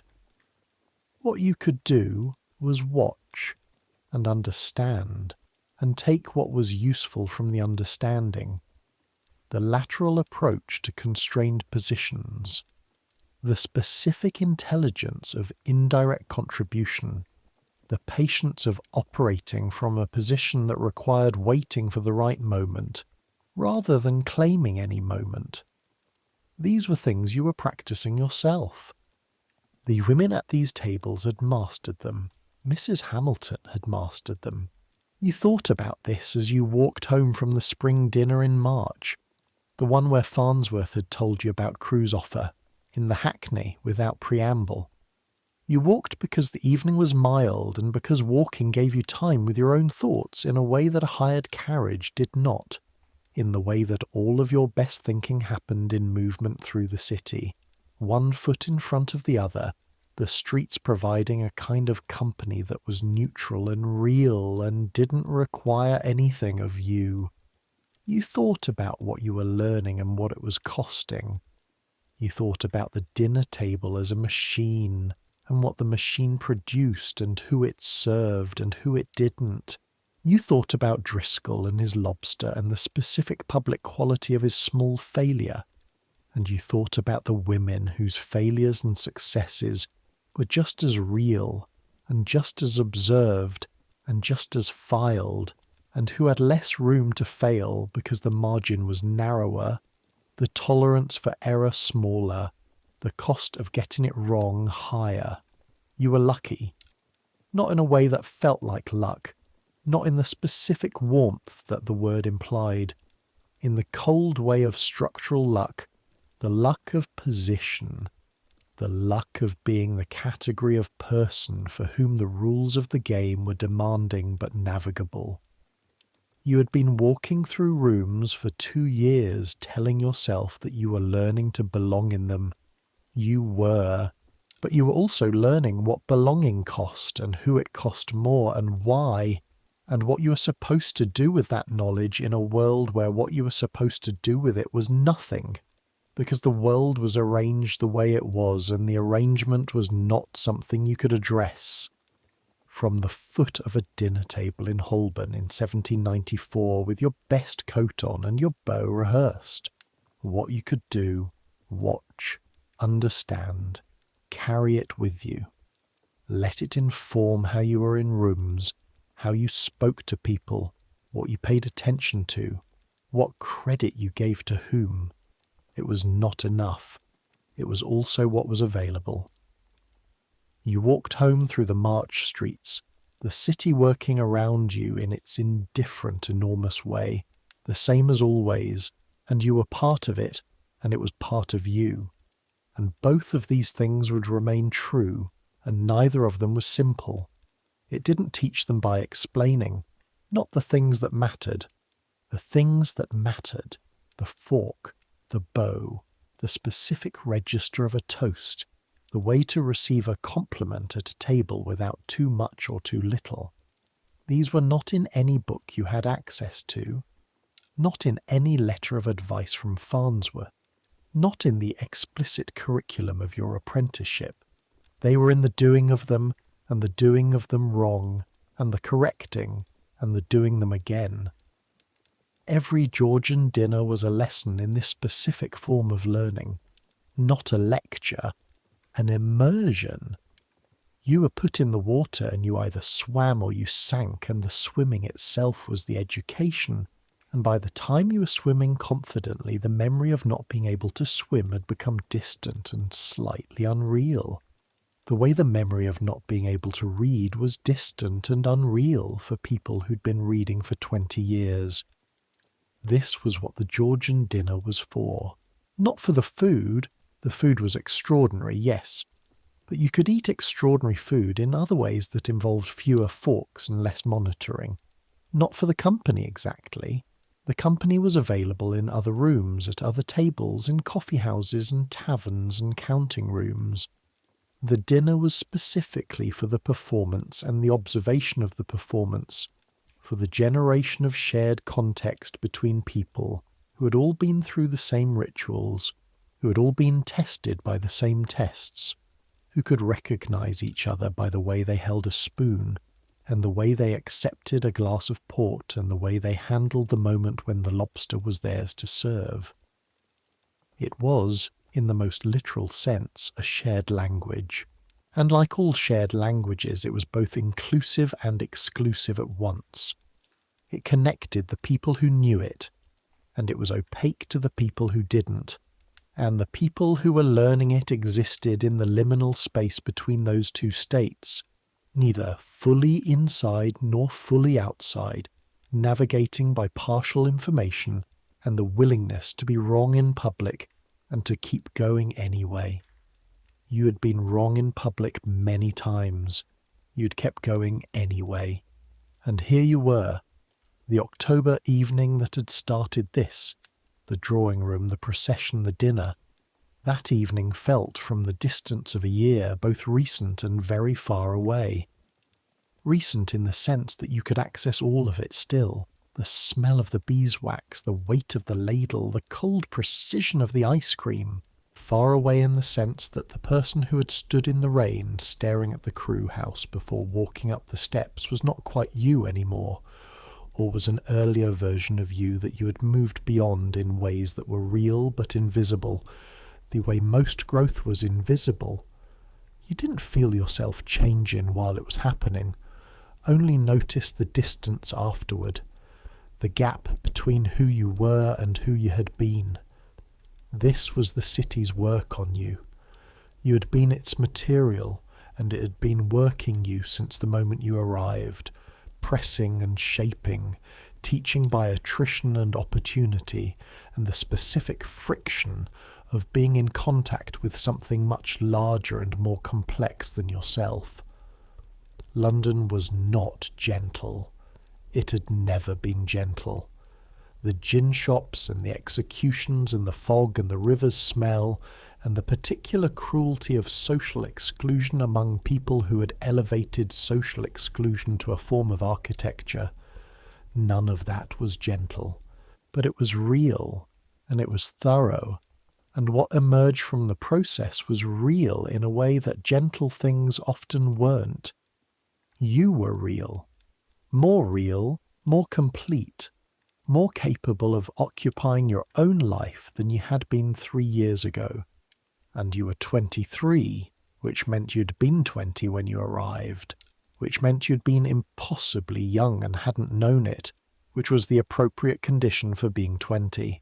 The 3 years stretched behind you like a city seen from a hill, the whole of it visible at once when you turned to look, the shape of it clear in a way it hadn't been while you were inside it, the pattern of which roads led where and what the neighbourhoods were and where the dangerous corners were and where the good things were, the coffee houses and the good beef and the ice cream in October and the warmth of the Colthurst table in January and Hartley talking about medicine with the specific focused pleasure of someone who had found their thing and was running at it. These were yours. These were the contents of 3 years, not the great events, not the things a history would record, the dinner in Holborn, the conversation about anatomy, the claret-faced man eating ice cream, the specific weight of a silver ladle in your hand, the warmth of a house after 40 minutes in the October cold, the way the mahogany table looked under the candles, the reflections scattered and warm, the whole improbable abundance of it. That was the real accumulation, not the rules learned and the errors corrected, though those mattered. The texture of it, the specific sensory reality of 3 years spent inside this city, inside these rooms, inside the elaborate social machinery of Georgian London. You carried all of it in you now, the same way you carried the city's geography, not as something you consulted, but as something you inhabited, available without effort, present in the body and the memory as a form of knowledge that was different from information. This was what it meant to be from somewhere, not the place of your birth, not Bristol or any of the specific places of your origin.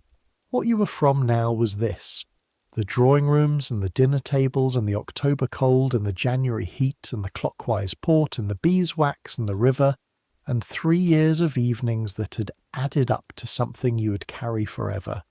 You were home. You'd been home for a while in the way that you could be home somewhere that wasn't the place you were born, in the way that home was something made slowly, through the accumulation of belonging, through the repetition of arrival until arrival stopped feeling like arrival and started feeling like return. The city outside your window breathed its slow nocturnal breath. The coal scuttle was full. The coat on the peg was good. The bow was correct. The darkness was soft and complete and warm, and the sounds of London came through the gap around the curtain as they always did and always would. The same city, your city, the city that had been here before you arrived, and would be here after. In 2 years, the position with Crewe. In 10 years, perhaps something else. The future was dark in the way the future was always dark, unknowable, a room you hadn't entered yet. But you had been practicing for 3 years the skill of entering rooms you hadn't entered before. You were ready enough. You were warm enough, fed enough, here enough. That's enough. That's all it ever needed to be. Good night.